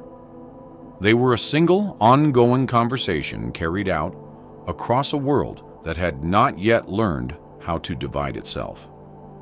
A conversation that continues, reshaped but unbroken, every time living beings share space, respond to seasons, and adapt together beneath a sky that once watched over. A single continuous land. Fire, tools, and the first shared knowledge did not appear as sudden breakthroughs. They emerged slowly, unevenly, shaped by necessity, and refined through repetition. On a supercontinent like Pangea, where movement was continuous, and contact between groups remained possible over long distances, these developments did not belong to one place or one people. They belonged to processes. Knowledge did not stay still. It traveled, adapted, and accumulated, carried by hands, voices, and memory rather than by records. Fire was not just a technology, it was a relationship. Long before humans learned how to make it reliably, they learned how to live around it. Natural fires caused by lightning were common in many regions of Pangea, especially in dry interior zones. These fires reshaped landscapes, clearing old growth, encouraging new plants, and altering animal behavior. Early humans would have observed this long before they controlled it. Burned areas attracted grazing animals. Cooked plants became easier to eat. Predators avoided smoldering ground. Fire changed the rules of the land. At first, fire was something encountered, not created. A lightning strike ignites grassland. A fallen tree burns slowly. An ember survives long enough to be carried. Keeping fire alive may have preceded making fire, protecting it from wind, feeding it carefully, moving camps around it. These acts required attention and cooperation. Fire punished carelessness and rewarded patience. Once fire could be preserved, it became a center. Not symbolically at first, but practically. It extended daylight. It made night safer. It softened food. It hardened tools. It allowed humans to inhabit colder regions and survive harsher seasons. Fire expanded the usable world. On a supercontinent, this expansion mattered more than it might in a fragmented landscape. Fire turned marginal environments into livable ones. Cold nights in open plains, damp forest edges, high elevations. Fire did not erase environmental challenges, but it reduced their severity enough to make movement viable. The knowledge surrounding fire was fragile at first. It could be lost. A group that failed to maintain it might spend generations without it. But, in a connected world, loss was less permanent. Groups without fire could encounter those who had it. Observation led to imitation. Techniques spread slowly, but persistently. This is where shared knowledge begins to take shape, not as formal teaching, but as social learning. Someone notices that another group prepares food differently, that their meat tastes different, that they sleep closer together, that predators keep their distance. Curiosity follows. Questions are asked or gestures exchanged. Practices are copied. Fire knowledge also created differentiation within groups. Certain individuals became more skilled at maintaining it. They noticed which materials burned best, how to shelter flames from wind, how to revive embers. These skills conferred status not through authority, but through usefulness. Survival favored attentiveness. Tools followed a similar path. Early stone tools were simple by modern standards, but they represented a significant cognitive shift. Selecting a stone, shaping it intentionally, using it for a specific purpose. These actions require foresight. They also require the ability to recognize quality and potential. On Pangea, suitable materials for tool making were widespread but varied. Different regions offered different stones, bones, woods, and plant fibers. Tool makers adapted techniques to local materials. But because the land was connected, techniques themselves could spread even when materials changed. A sharp edge made from one stone could inspire a similar edge made from another elsewhere. The principle mattered more than the substance. Over time, this led to convergence in tool forms across wide areas with local variations rather than entirely separate traditions. Tool knowledge is cumulative. A better grip improves control. A refined edge lasts longer. A shaped handle reduces injury. Each improvement builds on previous ones. In isolation, this process can stall. In connection, it accelerates. Even small insights, once shared, save others from repeating mistakes. Fire and tools also interact.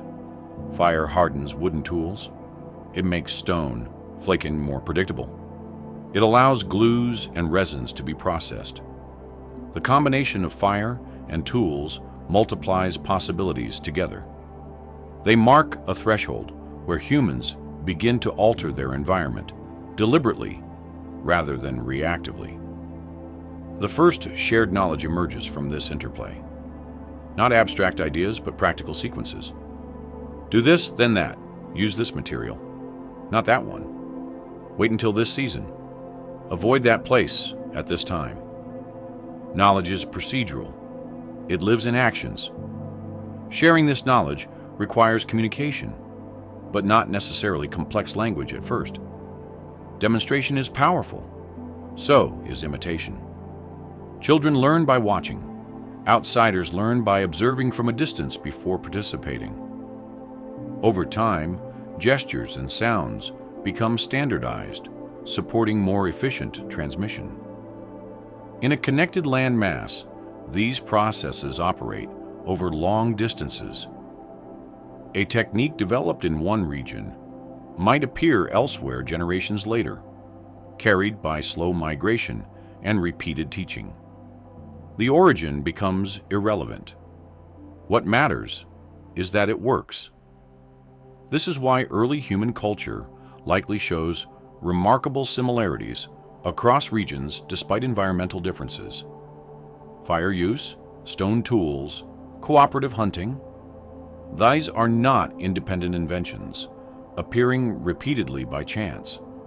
They're shared solutions, spreading through connected populations. Fire also changes social structure. It creates a focal point. People gather around it.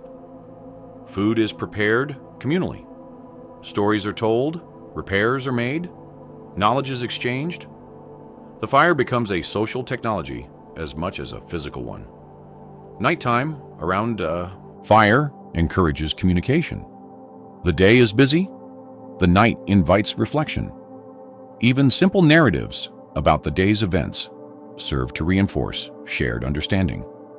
Over time, these narratives grow more complex. They incorporate memory, instruction, and identity. On a supercontinent, nights are often cold or exposed, especially away from forests.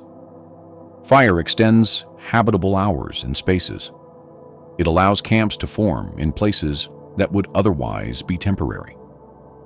These camps become meeting points where knowledge concentrates. Tools also encourage specialization. Not everyone makes the best tools. Some individuals develop skill through practice and observation. Others rely on them. This creates interdependence. Social bonds strengthen. Knowledge becomes valued. Importantly, this knowledge is not hoarded. In early societies, withholding essential survival information harms the group. Sharing benefits everyone. Reputation builds around generosity of knowledge rather than secrecy. As tools improve, so does efficiency. Less energy spent on basic survival frees time for refinement. Better hunting tools increase success. Improved processing reduces waste. Fire cooking improves nutrition. Health improves incrementally. These changes affect cognition. Improved nutrition supports brain development. Longer lifespans allow more knowledge to accumulate. Elders become repositories of experience. Respect for age grows not from tradition but from utility. On Pangea, where contact between groups remains possible, elders also serve as bridges. They remember encounters, routes, agreements, past mistakes. This memory reduces conflict and repetition of errors. Fire and tools also alter human impact on the environment. Controlled burning shapes landscapes. Tool-assisted hunting influences animal populations. Humans become ecological actors. This role is not dominant at first, but it is noticeable. In a connected world, these impacts diffuse. No single region bears the full burden. Pressure spreads out. Ecosystems adjust gradually. This reduces the likelihood of catastrophic overexploitation in one place. Shared knowledge evolves not just through success, but through failure. Failed tools are abandoned. Dangerous practices are remembered and avoided. Stories of loss become warnings. These stories travel along with people. As continents later fragment, this shared knowledge begins to regionalize. Practices adapt to local conditions without reinforcement from distant groups. Divergence increases. Innovations arise independently again. But before that fragmentation, there exists a long phase where knowledge moves more freely than people realize. Not rapidly, not intentionally, but persistently. Over generations, fire use becomes ubiquitous. Tool traditions stabilize. Shared understanding deepens. This does not produce a single culture. It produces a family of cultures that recognize each other's logic. Differences exist, but they are variations on common themes. The first shared. Knowledge is not written, it is enacted. It lives in hands that know how to strike stone, in eyes that judge flame, in voices that caution patience, in movements repeated until they become instinct.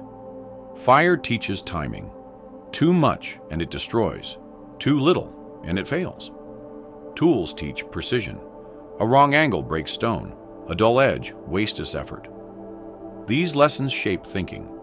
Cause and effect become tangible. In this way, technology and cognition co-evolve. Humans do not just use tools. Tools teach humans how to think systematically, how to plan, how to anticipate outcomes, how to learn from mistakes.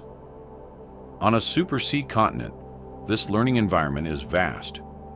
Ideas circulate, techniques cross paths. Knowledge does not stagnate easily. As the land begins to separate, this circulation slows.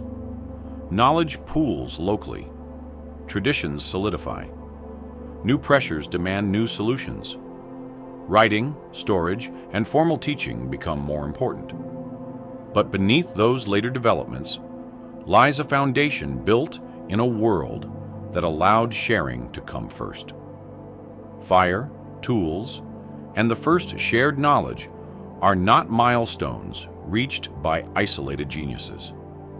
They are the outcome of connection, repetition, and patience practiced across a land that had not yet decided to pull itself apart.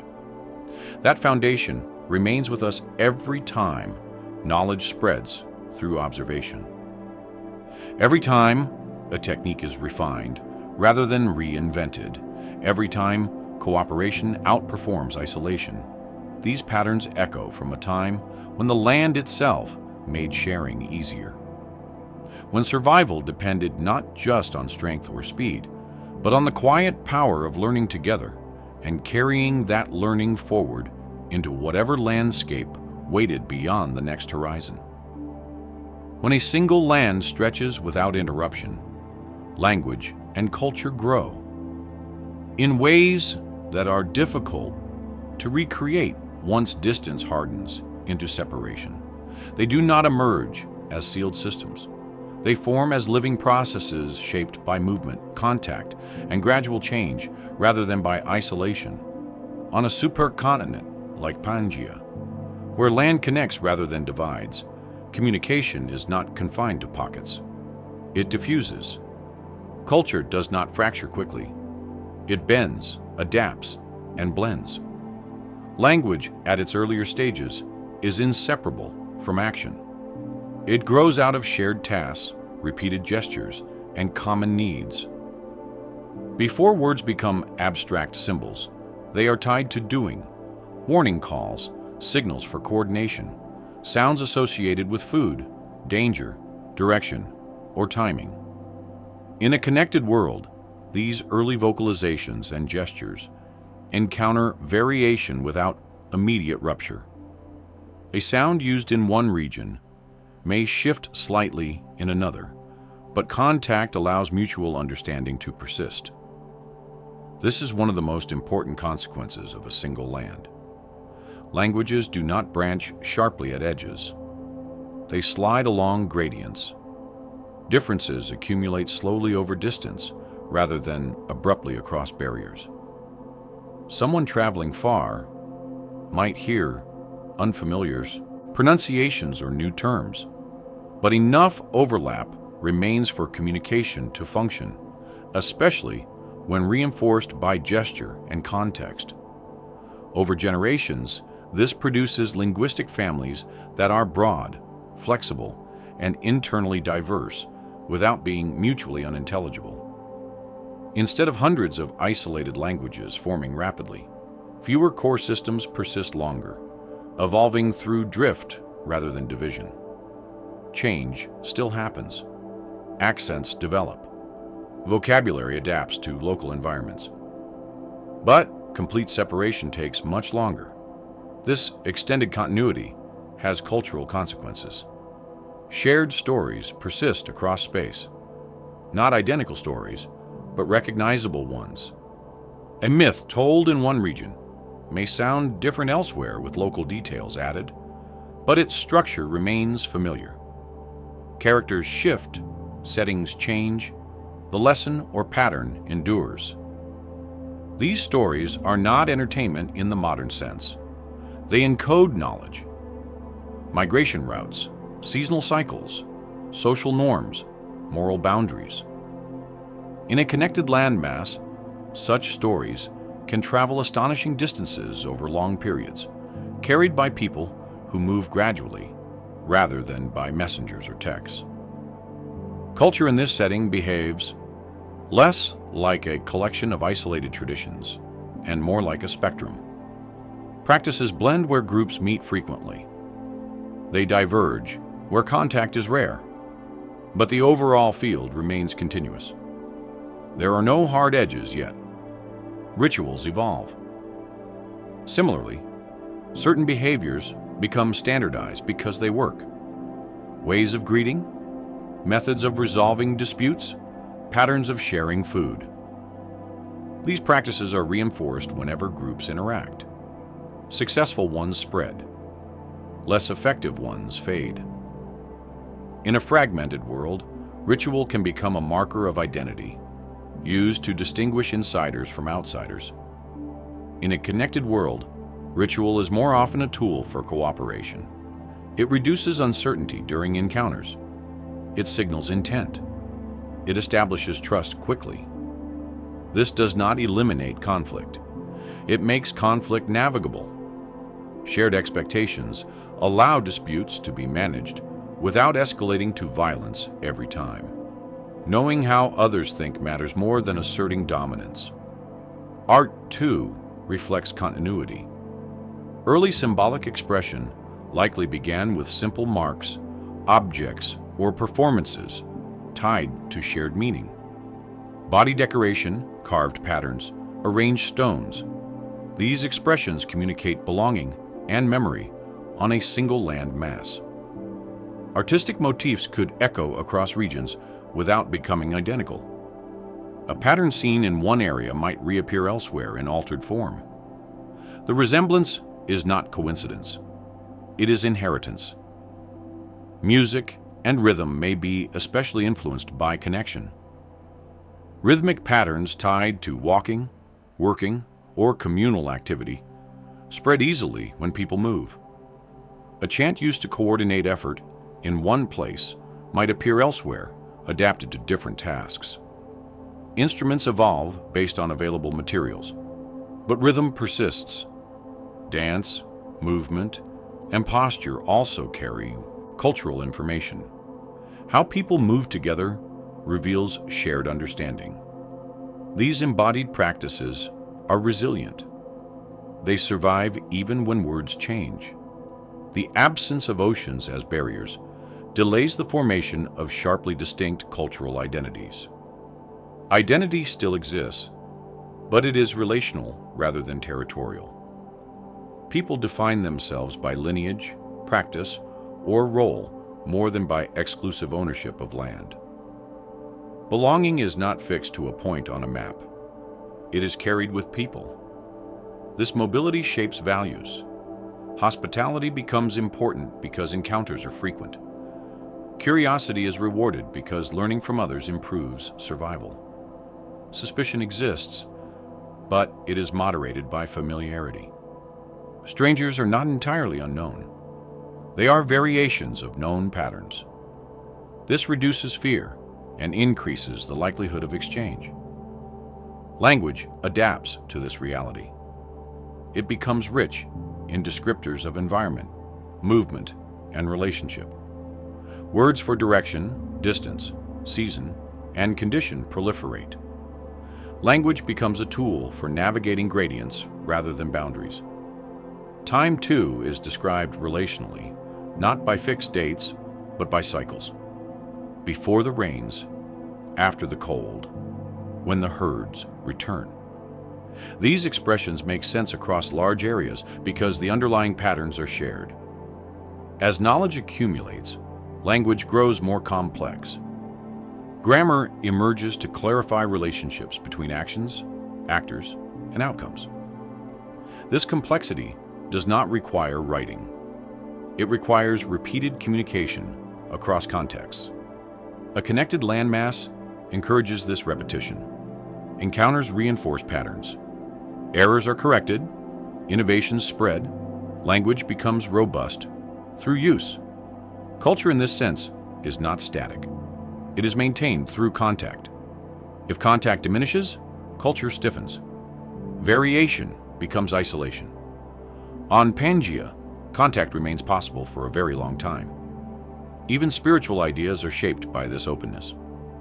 Concepts of the world, the sky, life, and death draw from shared experiences.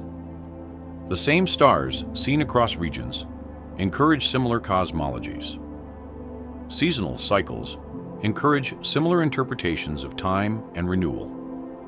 Differences still emerge. A desert culture emphasizes endurance and scarcity. A forest culture emphasizes abundance and concealment. But these differences are variations on shared themes, rather than entirely separate worldviews. When groups meet, these worldviews are negotiated. People borrow what works. They discard what doesn't. Over time, culture becomes adaptive rather than rigid. This adaptability is crucial. It allows humanity to respond to environmental change without cultural collapse. When climates shift, practices adjust. Language evolves to describe new realities.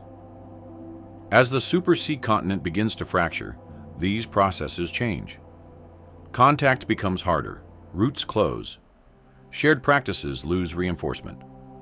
Language divergence accelerates. Cultural identities harden. What was once a spectrum becomes a mosaic. But before that happens, language and culture on a single land develop in a way that prioritizes continuity. Memory travels. Stories persist. Understanding stretches farther than geography would later allow. This long phase may explain why human cultures today, despite vast separation, share deep structural similarities, narrative forms, symbolic patterns, social instincts. These are not random. They are remnants of a time when difference grew slowly, rather than being forced apart. Even now, when languages differ dramatically, translation remains possible, not just through words, but through shared human logic. This suggests a common foundation laid early under conditions that favored connection. A single land shapes culture by making separation optional rather than inevitable. It allows humanity to practice being plural without being divided. Diversity emerges, but it is layered at top familiarity. This does not produce utopia. It produces resilience. It allows ideas to survive loss. It allows learning to outpace forgetting. As continents drift and oceans widen, humanity carries forward habits formed under earlier conditions. The instinct to communicate, to share stories, to recognize patterns in others, even when details differ. Language becomes more than sound. Culture becomes more than tradition. They become tools for bridging distance that geography increasingly enforces. In this way, the legacy of a single land persists long after the land itself is separated. It lives in our ability to learn languages that are not our own, to recognize stories from unfamiliar cultures, to feel that others far away are still understandable. Those capacities were shaped in a world where understanding had room to stretch, where land allowed contact to continue long enough for humanity to practice being many things at once without losing coherence. Trade without oceans and journeys without borders would not look like markets or caravans in the way we imagine them today.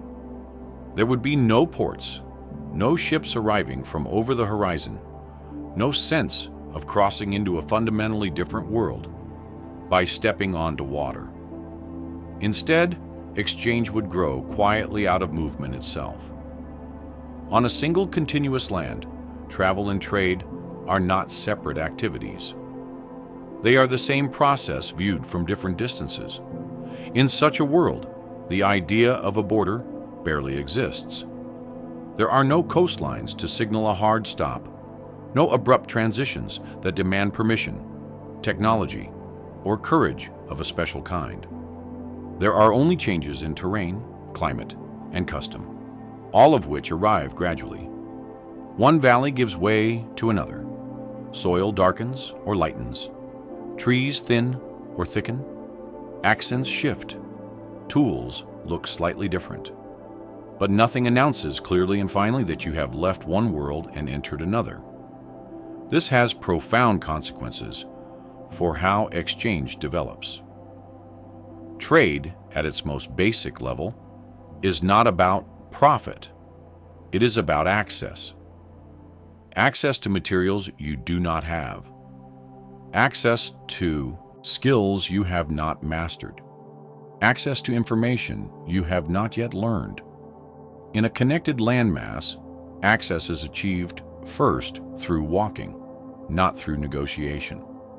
You encounter difference before you formalize exchange. Early trade on a supersea continent would be embedded in everyday movement. A group relocates seasonally and encounters another group. They notice unfamiliar materials, a different kind of stone, a tool shaped in an unfamiliar way, a decorative object made from something not found locally. Curiosity follows. Conversation, in whatever form is available, begins. Sometimes exchange is deliberate. An object is offered. Something is requested in return. Other times, it is indirect. Knowledge is observed and copied.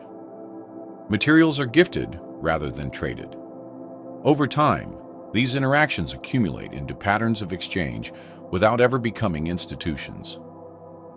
Journeys without borders encourage this kind of diffusion. When people move freely, ideas and objects travel incidentally.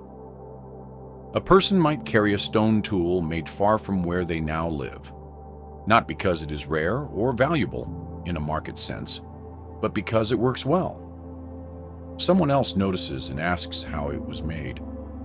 The knowledge spreads. The original stone might never be traded again, but its influence persists. This is trade without transaction in the modern sense. It is exchange without accounting. Materials themselves shape the roots of this exchange. Certain stones suitable for tool making are only found in specific geological formations. Obsidian, flint, and other knappable materials have distinct origins. In a connected world, these materials can travel far through successive handoffs, not carried across the entire land by one person, but moving gradually, region by region. Archaeology already shows this kind of movement in fragmented landscapes. Stone tools made from materials sourced hundreds of kilometers away appear in sites far from their origin. On a supercontinent with fewer barriers, this movement could be even more extensive. The same applies to organic materials. Shells from inland seas, feathers from specific bird species, pigments from mineral deposits. These items might be valued for their properties, their appearance, or the stories attached to them. Their movement creates invisible networks connecting distant regions. These networks are not centrally planned. They emerge organically from repeated contact. A group known for access to a certain resource becomes a point of connection. Others seek them out or encounter them along shared routes. Over time, expectations form. If you meet people from this direction, they may have this material. If you bring this item, it may be valued elsewhere. Journeys without borders also mean that routes are flexible.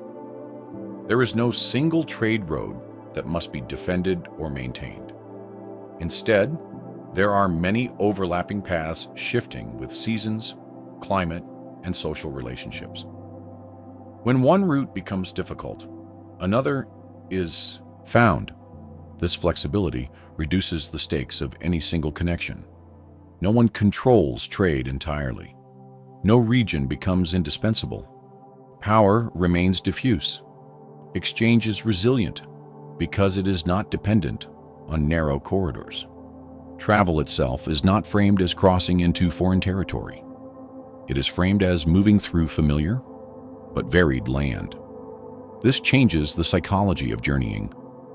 Fear exists, but it is tempered by recognition.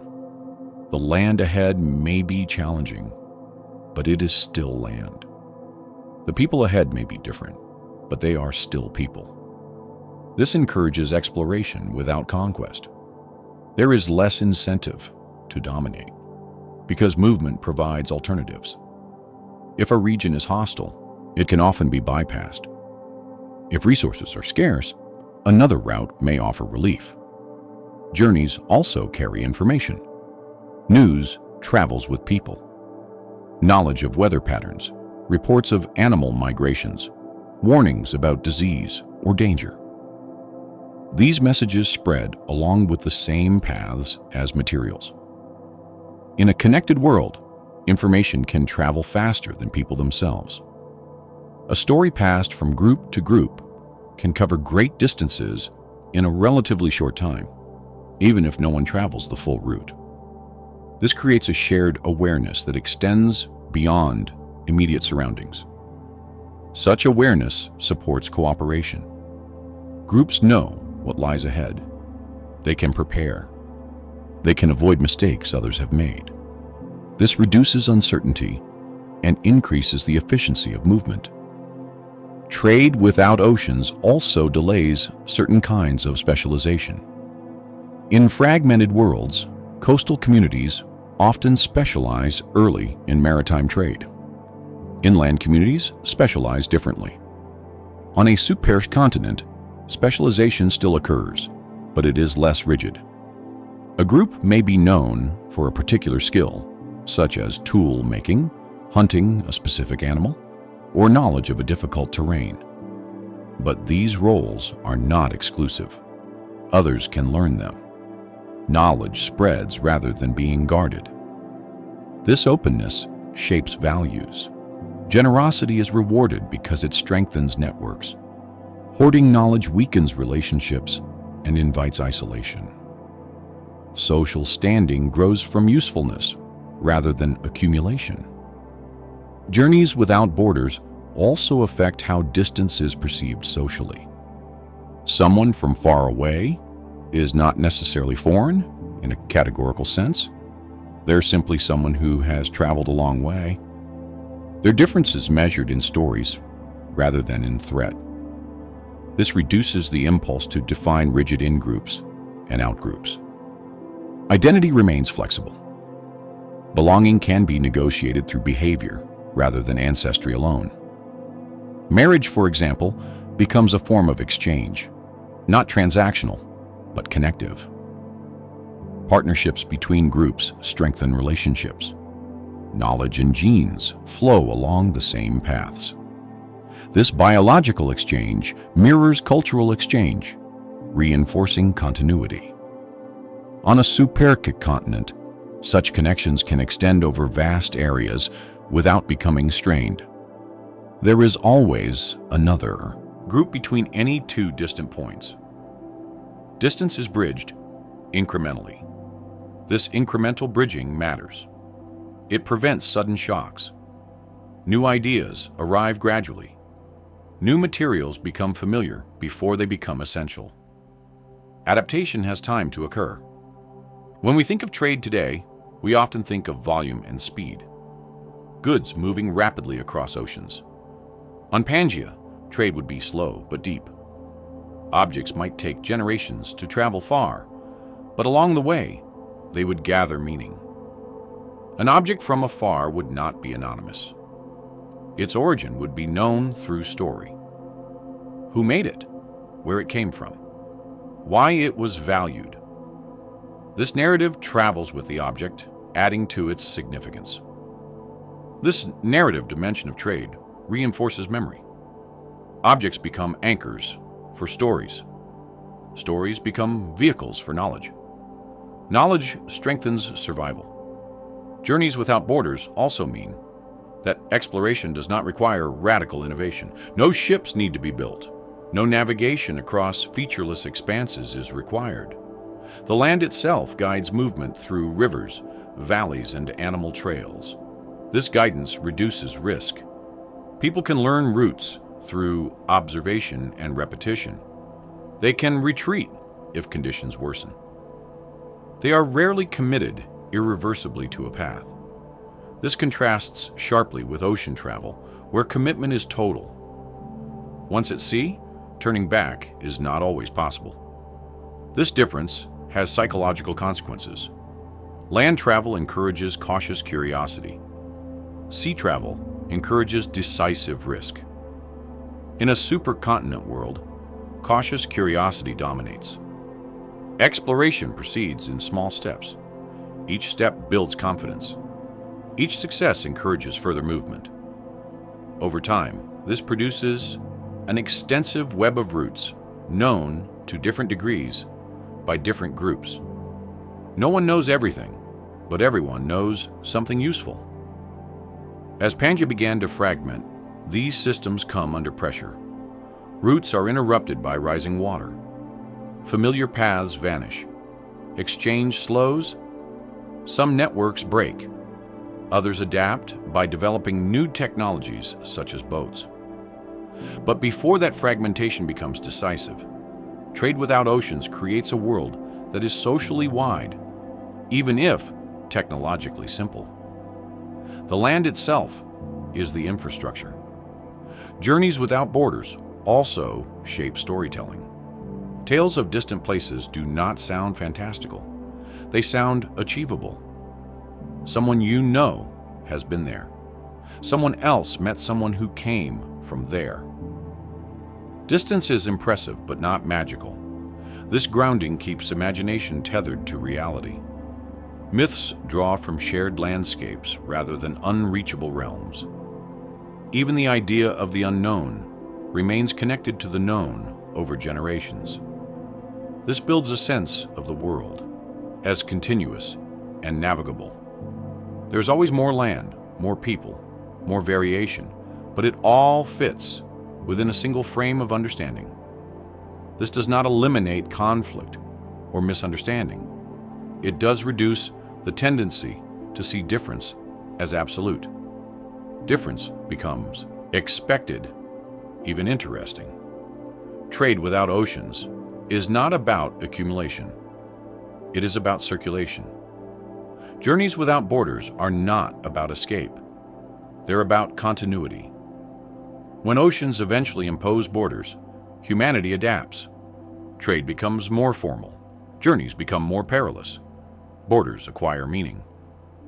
But the habits formed earlier do not disappear entirely. The instinct to exchange, the desire to travel, the ability to recognize value in unfamiliar forms. These traits persist, shaped by earlier conditions. Even now, when oceans divide us, trade still relies on trust built across distance. Journeys still carry stories as much as goods. Cultural exchange still softens boundaries where it is allowed to occur. These are echoes of a time when the land itself made exchange easier. When walking was enough, when borders were not lines to cross, but changes to notice.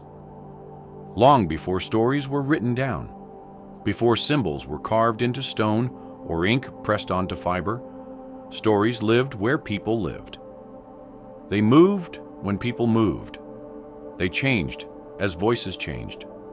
And above all, they gathered beneath the same sky. On a single continuous land, myths, stars, and stories did not belong to isolated regions. They belonged to patterns shared across distance, shaped by observation, memory, and the quiet human need to make sense of a world that was vast, demanding, and often unpredictable. The sky was the most stable feature of life on Pangea. The ground shifted slowly. Rivers changed course. Forests expanded and retreated. But the stars returned night after night in dependable arrangements. For early humans, this consistency mattered. When everything else was subject to change, the sky offered reliability. It did not promise safety, but it promised order. Looking upward was not an act of philosophy. It was practical. The movement of the sun marked time. The moon influenced tides and animal behavior.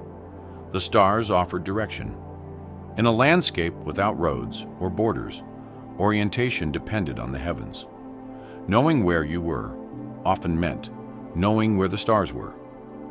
Under one sky, these observations spread. People in different regions noticed the same patterns, though from slightly different angles. A group traveling north or south would see certain stars rise higher or sink lower. Over time, these variations became part of shared knowledge. Stories explained why some stars changed position, why others never moved, why certain constellations appeared only in certain seasons. These explanations were not scientific in the modern sense, but they were systematic. They linked observation to meaning. A cluster of stars rising just before dawn might signal the return of rains. Another appearing at dusk might warn of approaching cold. Stories preserve these associations long after the original observations were forgotten. On a connected landmass, these stories traveled with people. A narrative tied to a star did not stop at a coastline. It followed a migration routes. It adapted to local language and environment, but its core structure remained. The same sky encouraged the same questions. The same questions encouraged similar answers. This is why myths across distant cultures often resemble one another. Not because they copied directly, but because they grew in contact. On Pangea, contact was gradual but persistent. The story told in one place might reach another, over generations, reshaped slightly at each telling, yet still recognizable. The night sky also provided a canvas for memory. Without writing, memory must be anchored. The stars offer fixed reference points. A story attached to a constellation becomes easier to remember because the constellation returns predictably. The sky becomes a mnemonic device, reinforcing cultural continuity. This relationship between story and sky creates a shared temporal framework. Time is no longer just counted in days or seasons, but in celestial cycles. When this star returns, we do this. When that constellation disappears, we prepare for something else. Rituals align with astronomy, not out of superstition, but because the sky is the most reliable calendar available. On a supercontinent, this alignment could extend across enormous distances. Groups separated by hundreds or thousands of kilometers might still recognize the same seasonal markers. Their rituals would not be identical, but they would resonate.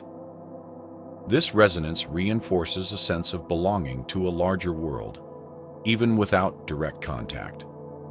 Stories also served another purpose. They explained the unfamiliar. On a land that stretches endlessly, people encounter new environments regularly. New animals, new plants, new weather patterns. Stories provide a way to integrate these experiences into existing understanding. A strange animal becomes a character in a tale. A dangerous place becomes associated with a spirit or warning figure. These narratives encode caution. They travel faster than direct experience. Someone who has never been to a certain region may still know to avoid it at certain times because of a story. This function of myth is often underestimated. Myths are not merely symbolic. They are instructional. They compress complex environmental knowledge into memorable forms. On a supercontinent, where routes and hazards repeat across space, such compression is invaluable. Under one sky, stories also help manage fear. The land is large, night is dark, storms are powerful. The stars offer a sense of scale that is both humbling and comforting. Stories explain why thunder comes, why eclipses occur, why certain nights feel different.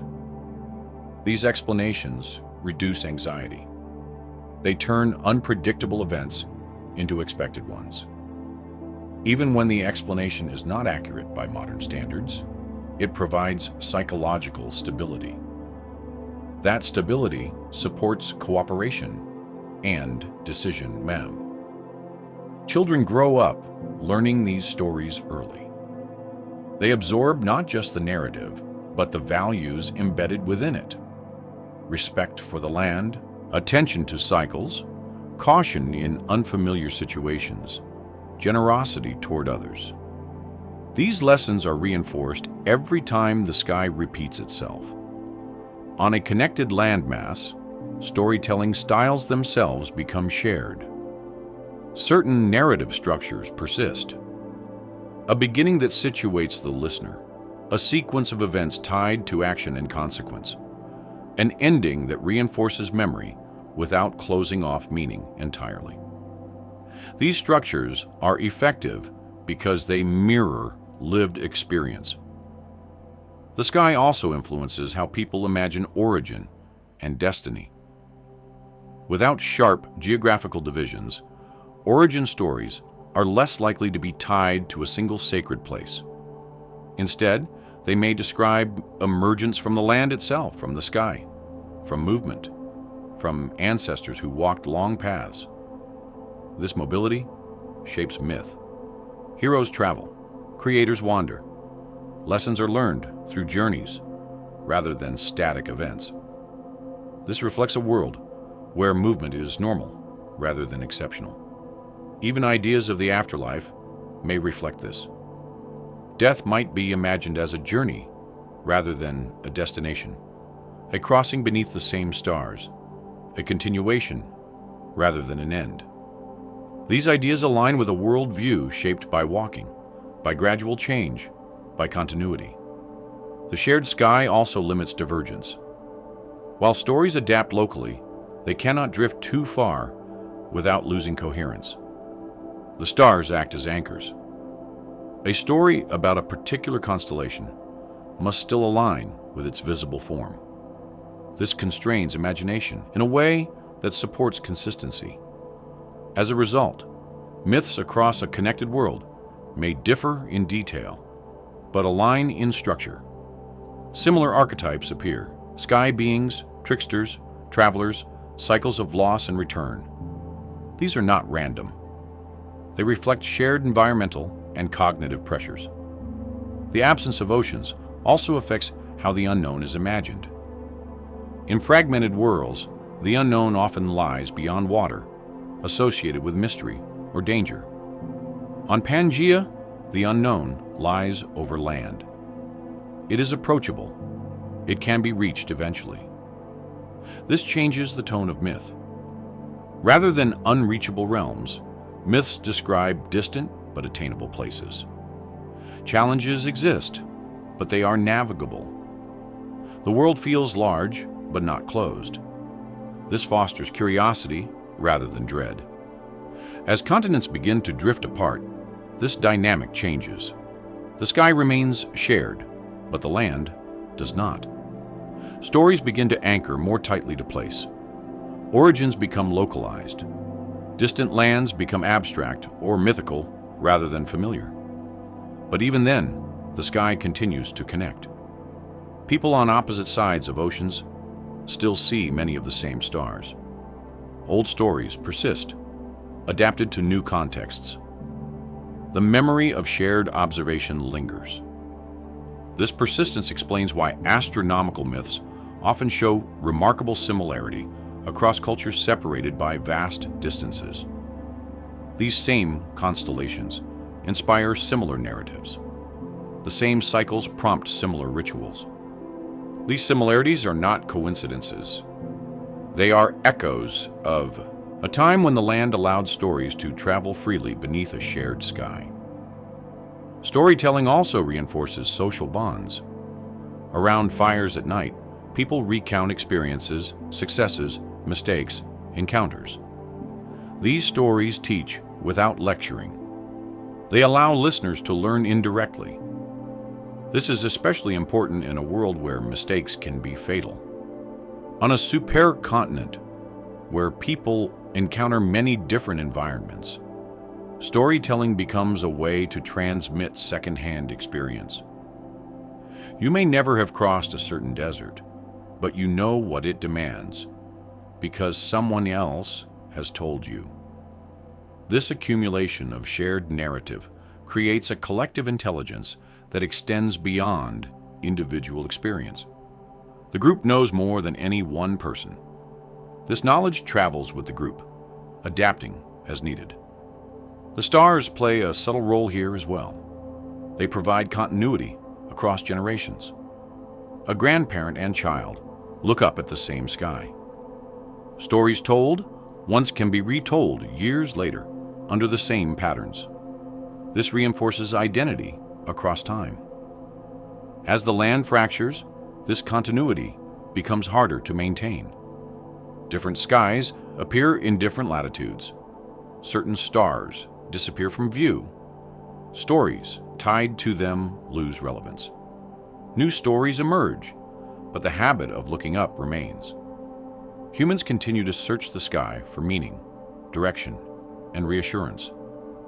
This habit was formed early under conditions that encourage shared observation. Myths, stars, and stories under one sky are not separate domains. They're interwoven responses to a world that demanded attention, memory, and cooperation. The sky offered order. Stories offered meaning. Together they supported survival. In imagining this lost age, it's important not to idolize it. Life was difficult. Knowledge was incomplete. Fear was real. But there was coherence. The world made sense enough to navigate. That coherence did not come from dominance or certainty. It came from repetition, from shared experience, from the steady return of stars and seasons. Even now, when we hear myths from cultures far removed from our own, something often feels familiar. Not because the details match, but because the structure does. Because the questions are the same. Those shared questions were asked under one sky on one land long before names for continents existed. And the answers, imperfect but meaningful, traveled as far as people could walk, settling into memory, carried forward through time, still visible in the stories we tell. When we look up at the stars and wonder how long they have been watching us in return. At first, nothing dramatic happens. No cracks open suddenly beneath people's feet. No walls of water rush in overnight. When the ground begins to drift apart, it does so in a way that is almost insulting in its subtlety. It asks for patience. It hides its intentions. It changes the world slowly enough that no single generation can fully grasp what is unfolding. The earth does not announce its movements. It murmurs them. On a supercontinent, the earliest signs of separation would not look like disaster. They would look like inconvenience. A river that behaves differently than it used to. A valley that floods more often. A familiar route that becomes marshy and unreliable.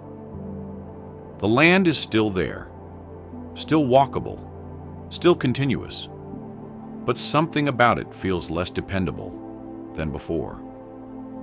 For people living on that land, this kind of change is unsettling precisely because it does not demand immediate response. There is no single moment that forces relocation or reinvention. Instead, small adjustments accumulate. Camps shift slightly uphill. Travel takes longer. Certain seasonal paths are avoided more often. What was once predictable becomes conditional. Deep beneath the surface, tectonic forces are at work. Heat builds under the thick crust of the supersea continent. Mantle currents push upward. The land begins to stretch. When it stretches far enough, it thins. When it thins, it weakens. Eventually, it cracks. But long before visible cracks appear, the surface starts behaving differently. Rift zones form quietly. The ground sinks in long, shallow depressions. Lakes appear where none existed before. These lakes may be fresh at first, fed by rivers and rainfall. Over time, as they deepen and connect to the sea, they become saltier.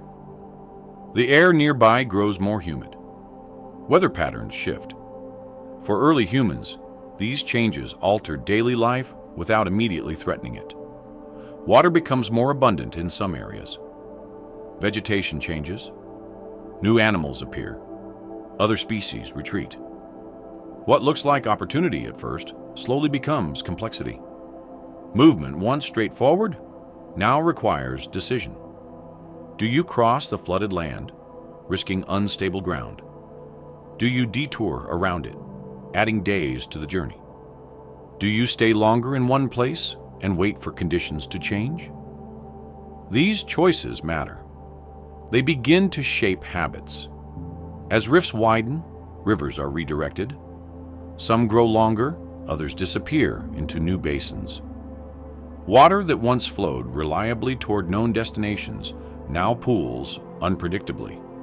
This disrupts migration patterns, both human and animal. Herds hesitate.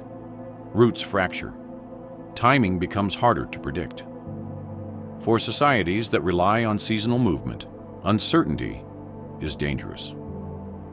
Knowledge built over generations becomes less reliable. Elders remember how things used to be, but younger members experience a different reality.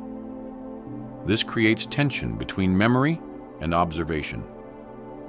At the same time, new environments form. Wetlands appear. Fresh ecosystems emerge along rift valleys. Fish populate newly formed lakes. Plant life adapts quickly to these conditions. For groups willing to experiment, these areas offer resources that did not exist before. So the drifting ground does not only take away, it also creates. This dual nature of change complicates response.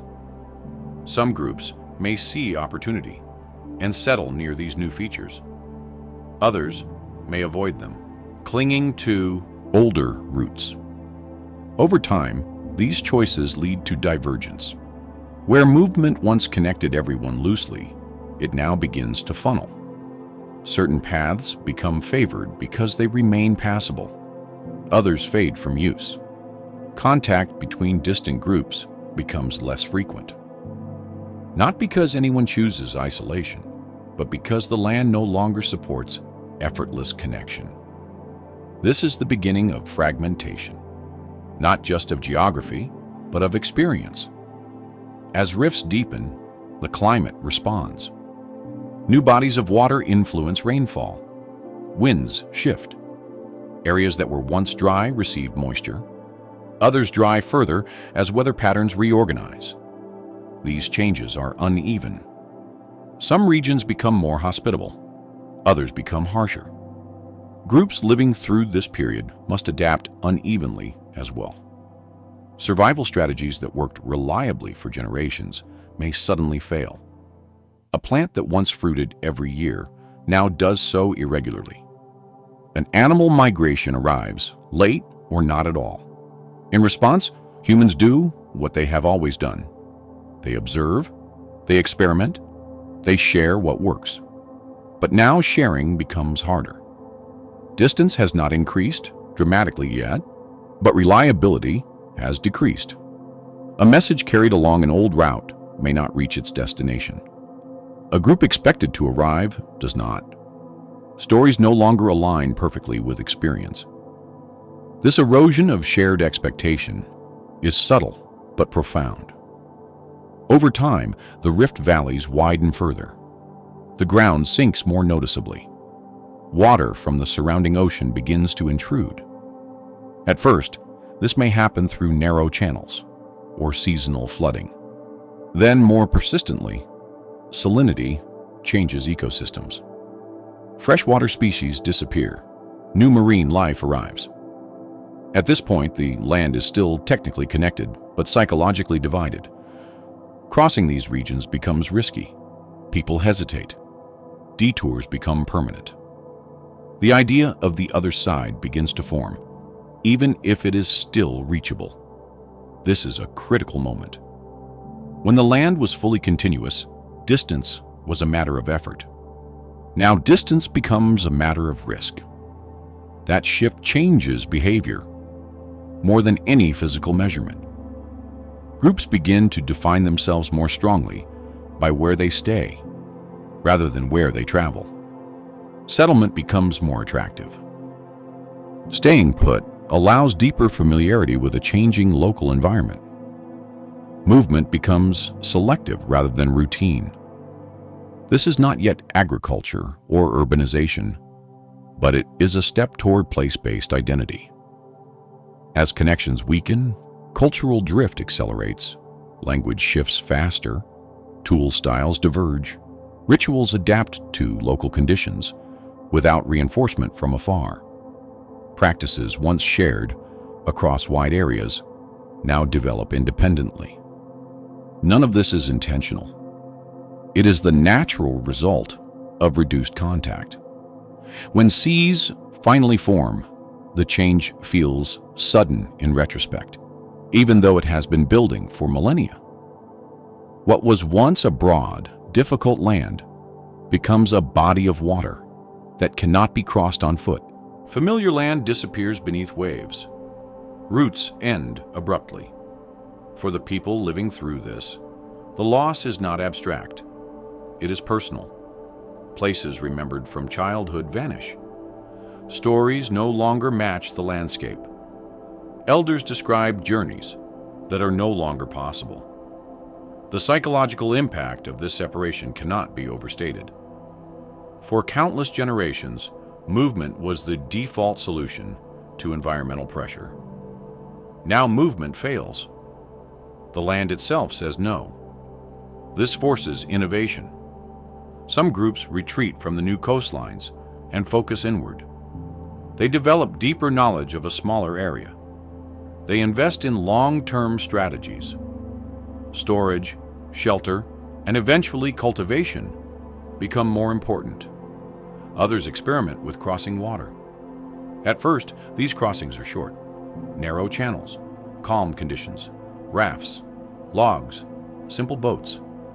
Success is rare at first, but when it happens, it opens new possibilities. The emergence of water as a barrier also creates asymmetry. Crossing it is optional but dangerous. Those who master it gain access to new resources and contacts. Those who do not become more isolated. This asymmetry accelerates cultural differentiation. What was once a shared world now becomes a collection of related but increasingly distinct worlds. Memory stretches across water, but experience does not. Stories of the far side become more mythical. Knowledge becomes less verifiable. Myths adapt accordingly. Where once they described journeys that could be repeated, they now describe lost lands, submerged paths, and ancestors who walked where water now lies. These are not inventions. They are memory transformed by geography. The ground drifting apart also alters how time is perceived. When change is slow and continuous, time feels cyclical. When change removes familiar features permanently, time feels directional. There is a before and an after. This directional sense of time encourages preservation. Writing, symbols, and durable monuments become more appealing as ways to hold on to knowledge that movement can no longer maintain. Social structures adapt as well. Leadership becomes more localized. Authority is tied to land management rather than navigation. Knowledge of boundaries becomes as important as knowledge of routes. Conflict changes character. Where movement was easy, avoidance was an option. Now competition over limited resources intensifies. Defense becomes relevant. Territorial thinking emerges gradually. None of this means humanity becomes less cooperative. Cooperation simply shifts scale. It focuses more on internal cohesion than external connection. Importantly, the sky remains unchanged. Stars still rise and set. The suns still mark seasons. This continuity provides psychological grounding amid geographic upheaval. People still recognize the heavens even when the land no longer matches memory. This contrast between stable sky and shifting ground deepens symbolic thinking. The heavens come to represent permanence. The earth represents change. This duality appears in later cosmologies across the world. As continents continue to drift, the process repeats at different scales. New separations form. New adaptations follow. Humanity becomes increasingly skilled at living in fragmented environments. But that skill is built on earlier habits formed when the land was whole. The ability to adapt, to share knowledge, to read subtle environmental cues, to respond to gradual change. What happens when the ground begins to drift apart is not a collapse. It is a redirection. The strategies that once favored movement now favor memory. The networks that once spanned land now compress into regions. The shared world does not disappear.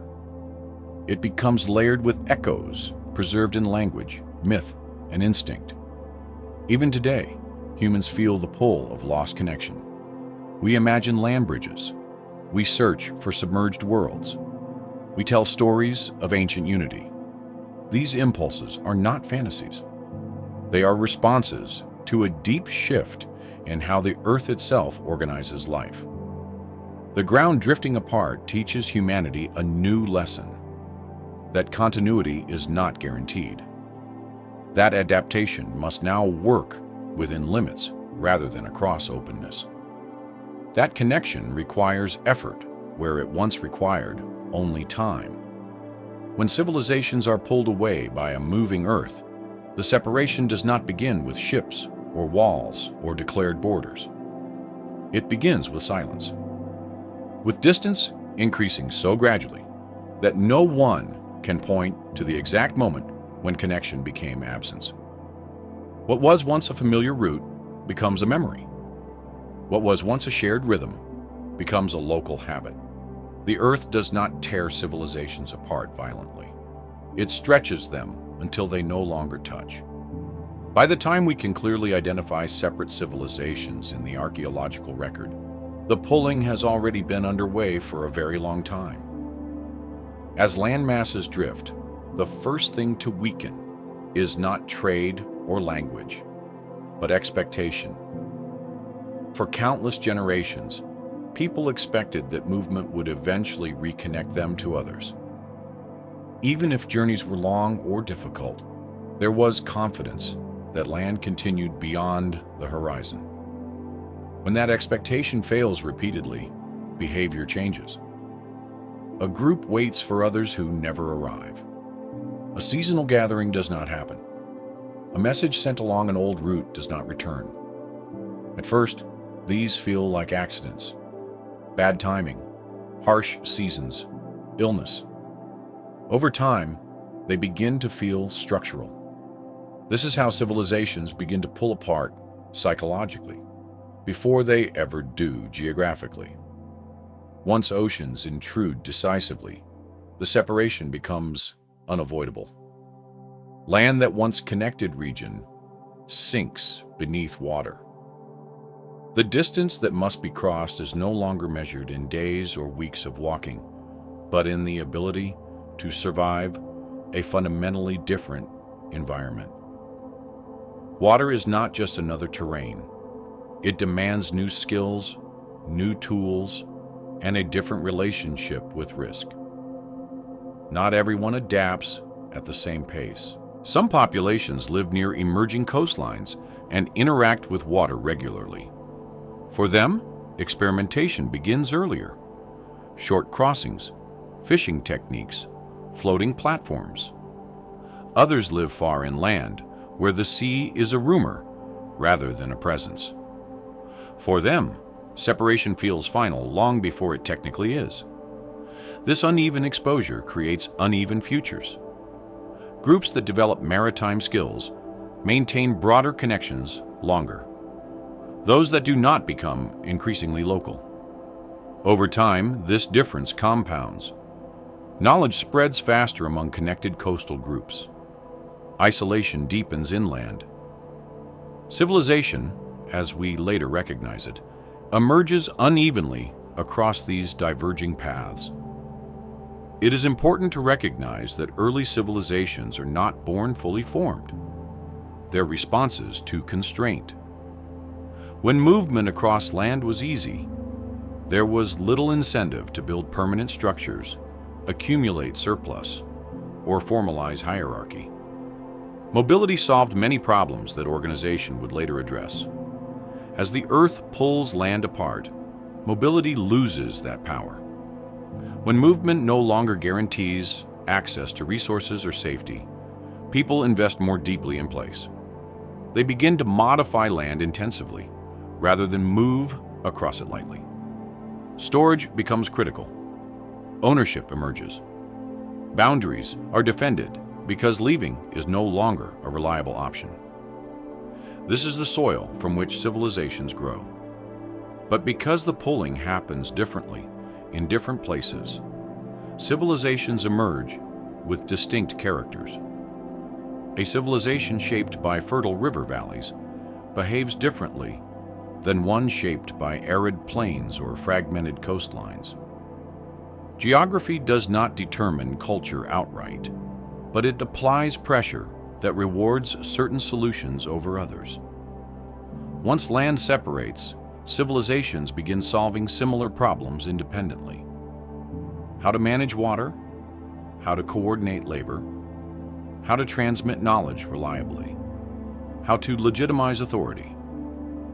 These problems have overlapping solutions, which is why early civilizations across the world share structural similarities despite lacking direct contact.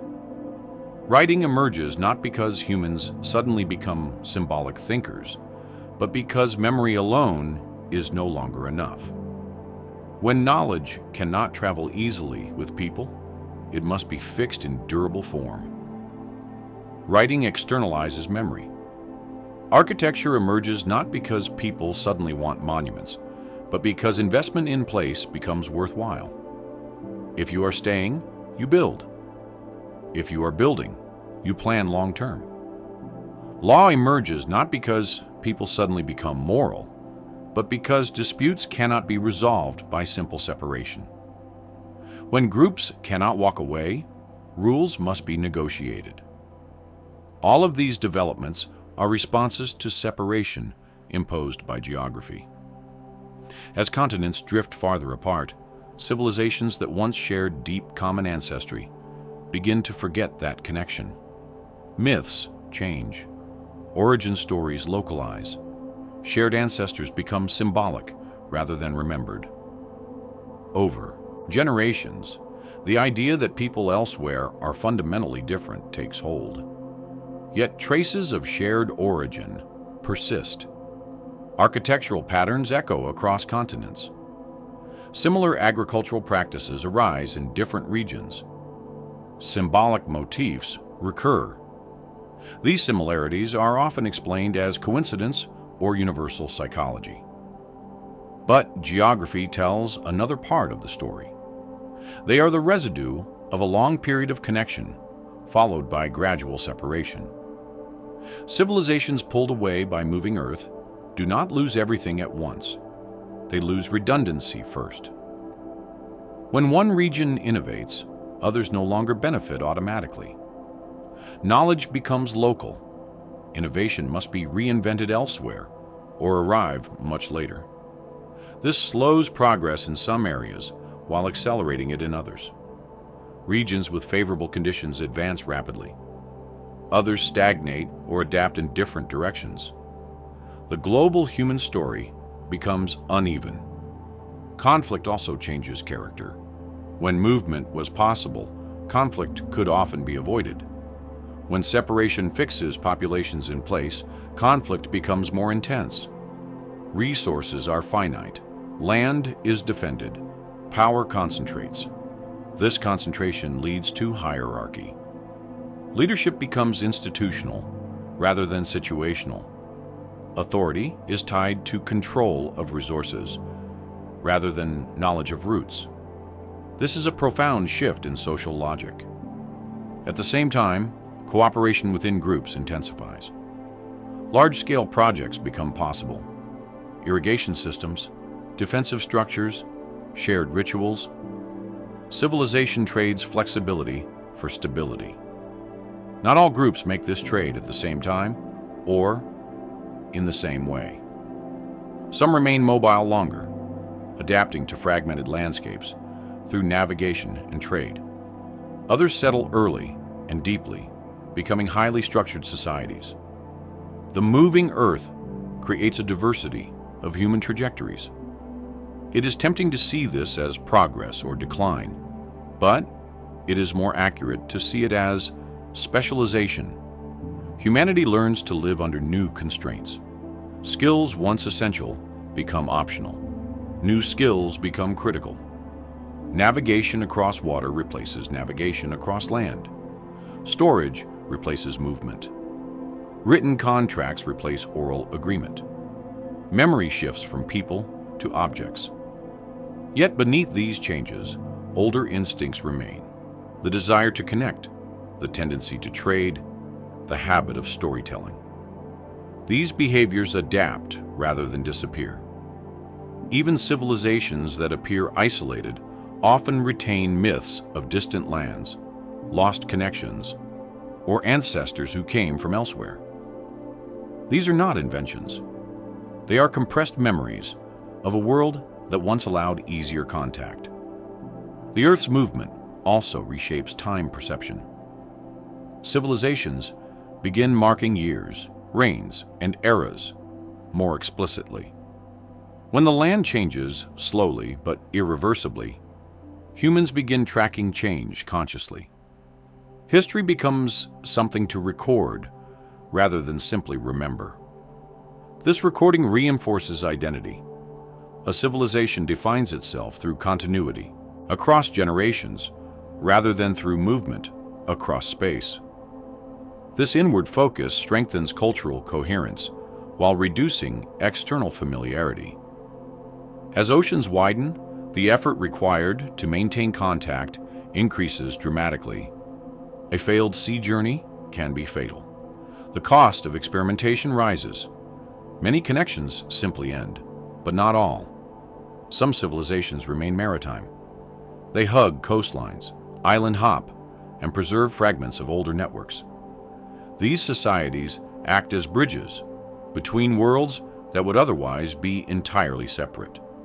Their existence demonstrates that separation is never absolute, only costly. Still, for most of humanity, the pulling apart becomes the defining condition. The world feels larger, but also more divided. Distance becomes meaningful in a new way. Forage becomes a category rather than a gradient. Civilizations pulled away by moving Earth begin to see themselves as unique rather than connected.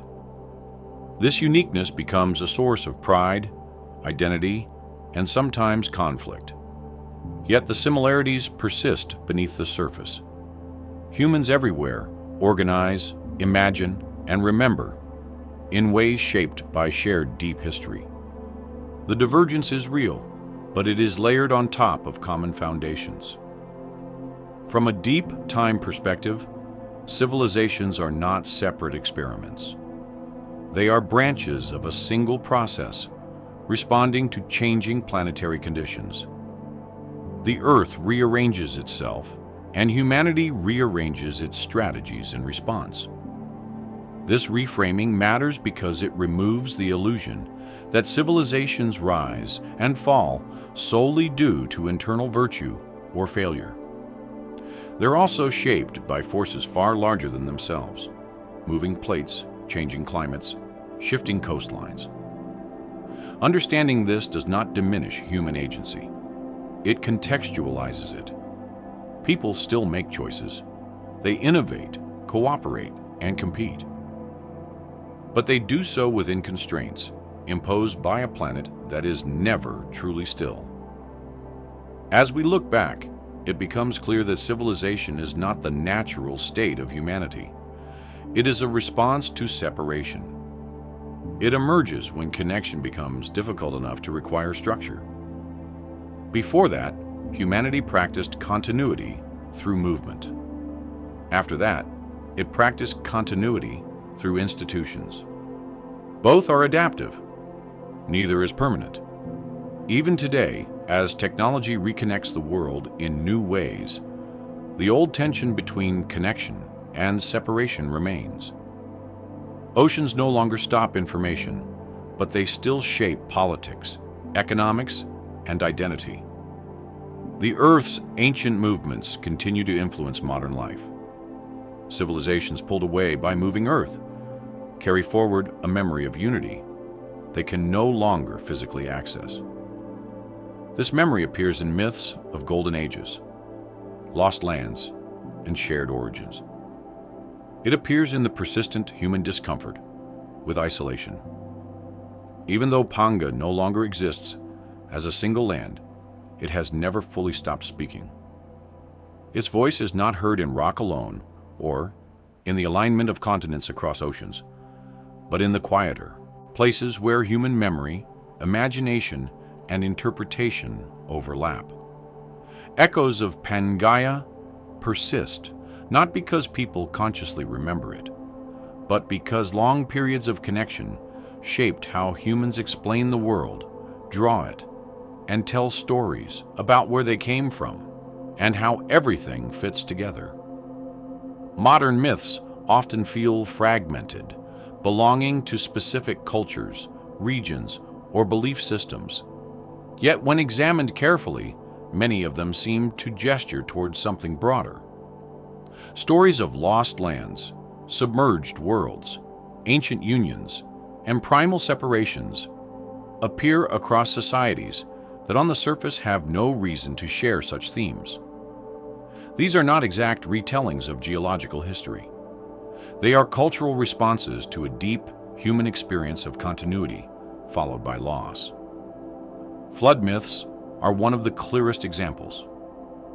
From Mesopotamia to South Asia, from indigenous American traditions to Pacific Island cultures, stories describe land swallowed by water, connections erased, and survivors adapting to a changed world. These stories are often treated as metaphor or coincidence, but they may also reflect generational memory of rising seas and vanishing roots. As Pangea broke apart and later land bridges disappeared, people witnessed coastlines move inward. Paths once walked were submerged. Familiar landscapes transformed into unfamiliar horizons. Such changes would not be remembered as slow tectonic processes. They would be remembered as events, as moments when the land betrayed expectation. Stories compress time. They turn gradual change into narrative. Water arrives. Land disappears. Life must adapt. Maps, too, carry echoes of a unified world. Long before accurate global seaography existed, people drew maps that attempted to show totality rather than precision. Medieval world maps often depict continents arranged around a central landmass, sometimes surrounded by water, sometimes fused in improbable ways. These maps are often dismissed as ignorance, but they may reflect an intuitive sense that the world was once more connected experience suggested. Even early modern seaographers, working with fragmentary information, noticed how coastlines appeared to fit together. The west coast of Africa and the east coast of South America seemed to mirror each other. Long before plate tectonics was understood, this resemblance prompted speculation. The idea that continents might once have been joined did not emerge suddenly in the 20th century. It lingered quietly in observation and imagination for centuries. This persistence matters because it shows that humans have long sensed continuity beneath separation. Geography was experienced as something that had changed, not something that was eternally fixed. Mountains erode, rivers move, coastlines shift. It is not unreasonable that people would also suspect deeper rearrangements. In myth, this suspicion often appears as a story of original unity, a time when gods and humans lived closer together, when lands were connected, when travel was easier. These stories are not historical records, but they express a felt truth, that the present world is not the only way the world has ever been. The idea of a golden age often overlaps with this sense of unity, a past where abundance was greater, conflict was less rigid, and movement was freer. While such stories can be idealized, they often emerge in societies experiencing increasing constraint. As land becomes divided and resources become localized, the memory of openness gains symbolic power. Language itself preserves these echoes. Words for land, earth, and ground often share roots across distant language families. Directional terms sometimes encode ancient movement patterns. Place names persist even when the places themselves change. A bay, named for a river that no longer flows. A mountain, named for an animal that no longer lives there. These linguistic fossils are not proof of Pangea, but they show how memory outlasts geography. Humans are storytellers, not just about events, but about space. When space changes, stories adjust, but they rarely disappear entirely. Modern science eventually provided a framework that confirmed what intuition and observation had long suggested. Plate tectonics explained how continents move, how oceans form, how land once united can separate. This discovery did not invent the idea of unity. It explained it. What is striking is how readily the idea was accepted once evidence accumulated. The fit of continents, the distribution of fossils, the alignment of mountain ranges. These patterns resonated because they aligned with something humans were already prepared to believe, that the Earth has a history of connection and separation. Maps changed accordingly.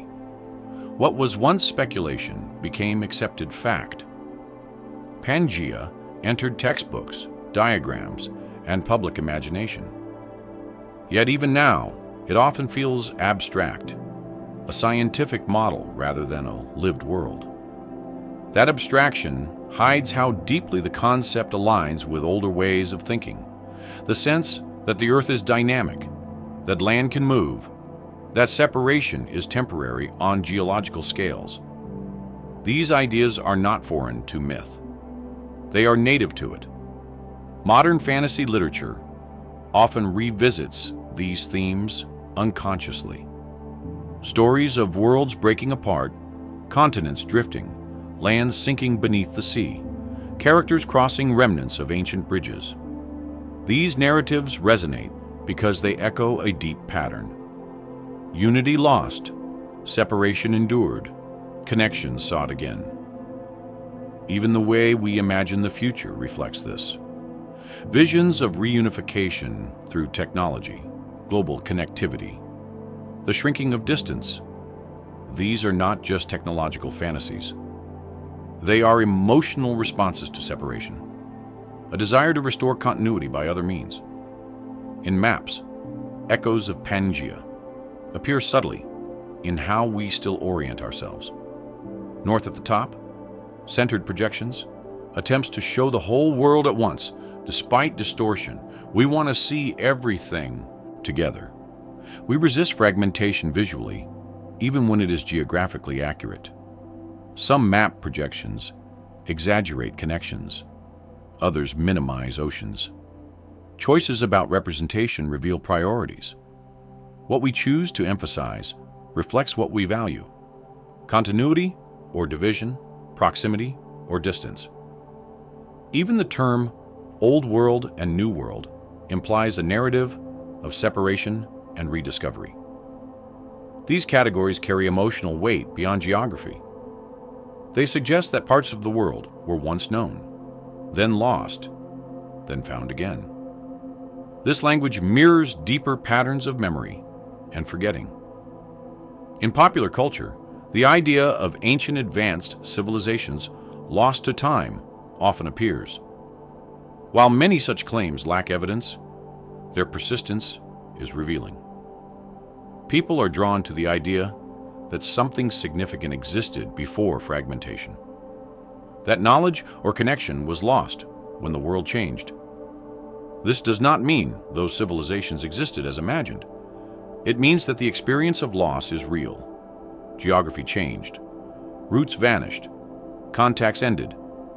Human memory filled the gaps with story. Even scientific diagrams of Pangea often provoke a sense of familiarity. People remark that it makes sense that the continents look like they belong together. This reaction is not purely rational. It is intuitive.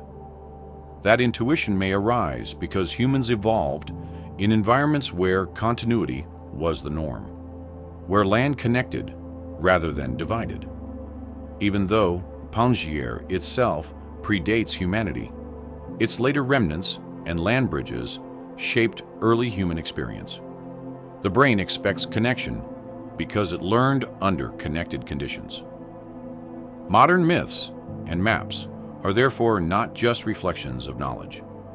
They're reflections of expectation. As continents drifted apart, humans adapted. They built ships. They learned navigation. They developed ways to reconnect across water. But the desire to connect remained rooted in earlier habits. Water became a challenge to overcome, not a natural boundary to accept. This is why maritime exploration carries such symbolic weight. Crossing oceans is celebrated because it defies separation. It restores contact where geology imposed distance. Even now, when technology allows instant communication, physical separation still matters emotionally. We speak of bridging gaps, of closing distances, of reconnecting the world. These metaphors are revealing. They suggest that separation is experienced as a problem to solve, not a neutral condition. Echoes of Pangea persist in how humans imagine wholeness, in how they resist fragmentation, in how they interpret patterns across space. They also persist in scientific curiosity. The study of paleogeography is not just technical. It answers a question humans have asked intuitively for a long time. How did the world become this way? Understanding Pangea provides more than an answer. It provides context. It situates humanity within a longer story of connection and separation that predates us and will continue long after us. When modern people look at maps showing ancient supercontinents, they often feel a quiet sense of loss or wonder. Not because they live there, but because the idea resonates with deep cognitive patterns shaped by movement, continuity, and shared space. Myths preserve emotional truth. Maps preserve structural truth. Together they tell a story that neither could tell alone. The story is not that everything was better when land was one. It is that unity shaped how life learned to connect. Separation reshaped how life learned to remember. As we approach the end of this exploration, that distinction becomes important. Pangea itself is gone, but the habits it fostered remain visible in how humans think, narrate, and represent the world. We still search for patterns that connect distant places. We still feel that the earth fits together. Somehow, even when water divides it, we still tell stories of lost unity and future reconnection. These are not errors. They are echoes. Echoes of a world that once allowed connection by default. A world whose slow division taught humanity how to cope with distance, but never quite erased the desire to overcome it. Remembering a world that still lives beneath our feet does not require imagination so much as attention. The land we stand on has not forgotten where it came from. It carries memory in its fractures, in the way mountain ranges align across oceans, in the way coastlines seem to reach for one another across water.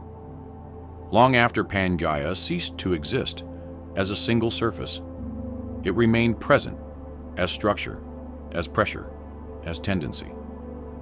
And humanity, whether consciously or not, has always lived in conversation with that buried past. The Earth does not reset itself when continents separate. It rearranges. Old connections become hidden rather than erased. Plates slide, but they do not dissolve. The same crust that once formed continuous ground now lies beneath seas, carrying the same composition, the same scars, the same deep logic. When we drill into the ocean floor or study seismic waves traveling through the planet, we're not uncovering something new. We're listening to something old. From a human perspective, this matters because our relationship with land has always been layered. We live on the surface, but we respond to what lies beneath. Soil fertility depends on ancient rock. Water flows according to buried structures. Earthquakes and volcanoes remind us that stability is temporary. Even when we forget deep time, it does not forget us. To remember a world that still lives beneath our feet is not to mourn it. It is to recognize that separation and connection are both temporary states. The land we know now is one arrangement among many. It feels permanent because our lives are short. But permanence is an illusion created by scale. Human memory, however, has always strained against that illusion. We tell stories that reach farther back than written history. We speculate about origins. We search for patterns that explain why things are the way they are. This instinct did not emerge recently. It was shaped over tens of thousands of years of living on land that was once more continuous than it is now. Even though Pangea itself predates humanity, its later echoes shaped the conditions under which humanity evolved. Land bridges persisted, continents were closer, roots existed that no longer do. The sense that the world was once easier to traverse is not entirely fictional. It is grounded in lived experience passed down through countless generations. When people today imagine ancient unity, they're not imagining something alien. They're responding to inherited expectations about how space behaves. The idea that land should connect rather than divide feels intuitive because for much of human history, it did. This intuition shapes how we interpret the present. Oceans feel like obstacles rather than features. Borders feel artificial, even when they are enforced. Distance feels like a problem to be solved. These reactions are not purely cultural. They're responses formed under different geographic conditions. Even modern technology reflects this impulse. Roads, tunnels, bridges, and communication networks all aim to restore continuity. We dig through mountains, we span water, we compress distance, we recreate in artificial form the connectivity that geology removed. This is not nostalgia, it is adaptation. The world beneath our feet reminds us that the planet is active, not finished. Continents continue to move, new rifts form, old oceans close.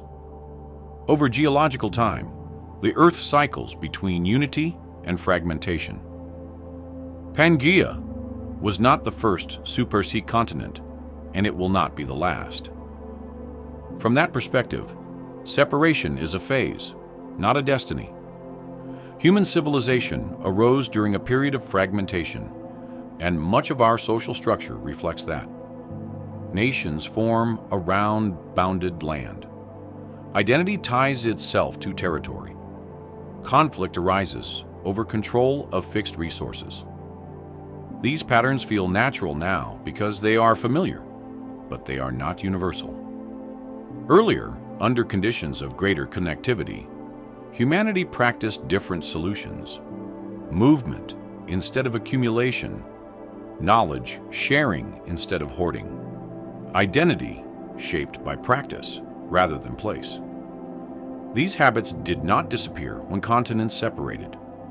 They adapted, often constrained, sometimes suppressed, but still present. We see them in nomadic cultures, in trade networks that persist across hostile terrain, in diasporas that maintain connection across oceans, in the human ability to feel belonging in multiple places at once. These capacities are remnants of an older relationship with land. To remember the world beneath our feet is also to remember that geology is not background scenery. It is an active participant in history. It shapes what is possible long before humans make decisions. It determines which strategies succeed and which fail. This recognition can be unsettling. It challenges the idea that history is purely the result of human will, but it can also be grounding. It situates humanity within a larger process rather than outside of it. When we acknowledge that civilizations were pulled apart by moving Earth, not solely by choice or conflict, we gain perspective. We see divergence as adaptation rather than failure. We understand similarity as inheritance rather than coincidence. The land beneath our feet also reminds us of humility. Human structures feel permanent until earthquakes erase them. Coastlines feel stable until seas rise. Cities feel anchored until plates shift. The earth does not oppose humanity, but it does not defer to it either. This humility can inform how we approach the future. Today, the planet is changing again, this time under strong human influence. Climate shifts, sea levels rise, habitats move. Once again, humanity faces conditions where movement, adaptation, and cooperation matter. In this sense, remembering Pangea is not about the past. It is about recognizing recurring patterns. The earth changes. Humans respond. Strategies that once worked may work again in altered form. The memory of connectivity may be especially relevant now in a world facing fragmentation through political division and environmental stress. The instinct to reconnect becomes important, not necessarily by restoring land bridges, but by restoring cooperation. The idea that humanity shares deep roots shaped under shared conditions can counter narratives of absolute difference. It does not erase diversity, it contextualizes it. Beneath our feet, the earth still carries the marks of unity. Beneath our cultures, humanity still carries the habits formed under it. When we look at maps of ancient supercontinents, something often feels familiar. Not because we remember them, but because our way of understanding space was shaped by their remnants. We expect things to fit together because once they did. This expectation shows up even in children who instinctively draw worlds as continuous surfaces rather than fragmented islands. It shows up in language where metaphors of connection dominate how we describe understanding agreement and peace, to connect ideas, to bridge gaps, to build common ground. These phrases are not accidental. They reflect a deep association between physical continuity and social harmony, an association formed long before anyone named the continents or oceans. Remembering a world that still lives beneath our feet does not mean longing to return to it. Humanity cannot rewind geology, but it can learn from the conditions that shaped its earliest patterns. It can recognize that adaptability is not weakness. that movement can be a solution. That diversity does not require isolation. That connection does not require sameness. The earth beneath us continues to move, whether we notice or not. Plates shift by centime each year. Stress accumulates. Change is inevitable. The question is not whether the world will change, but how humanity will respond when it does. Looking back at Pangea provides one answer. Humanity responds by learning, sharing, adjusting, and carrying memory forward. Not perfectly, not without loss, but persistently. Even now, when we dig foundations, we encounter layers of ancient stone formed under different skies. When we hike mountains, we walk on uplifted seabeds. When we cross oceans, we sail over land that once stood above water. The world beneath our feet is not dead history. It is active context. And so remembering it is not an act of nostalgia. It is an act of awareness. Awareness that the ground is not fixed. That separation is temporary. That connection has deep roots. That humanity's story is inseparable from the planet's own restless motion. As this exploration comes to rest, not with an ending, but with a pause, it leaves us with a quiet realization. The Earth we inhabit now is one version of a much longer story. The ways we live, speak, travel, and imagine are shaped by worlds that no longer exist in visible form, but still exist structurally beneath us, guiding what feels natural and what feels difficult. Pangea is gone as a place, but not as an influence. It lives in stone, in memory, in instinct, and in the persistent human sense that the world is meant to be understood as a whole, even when it appears divided. And perhaps that sense itself is the deepest echo of all.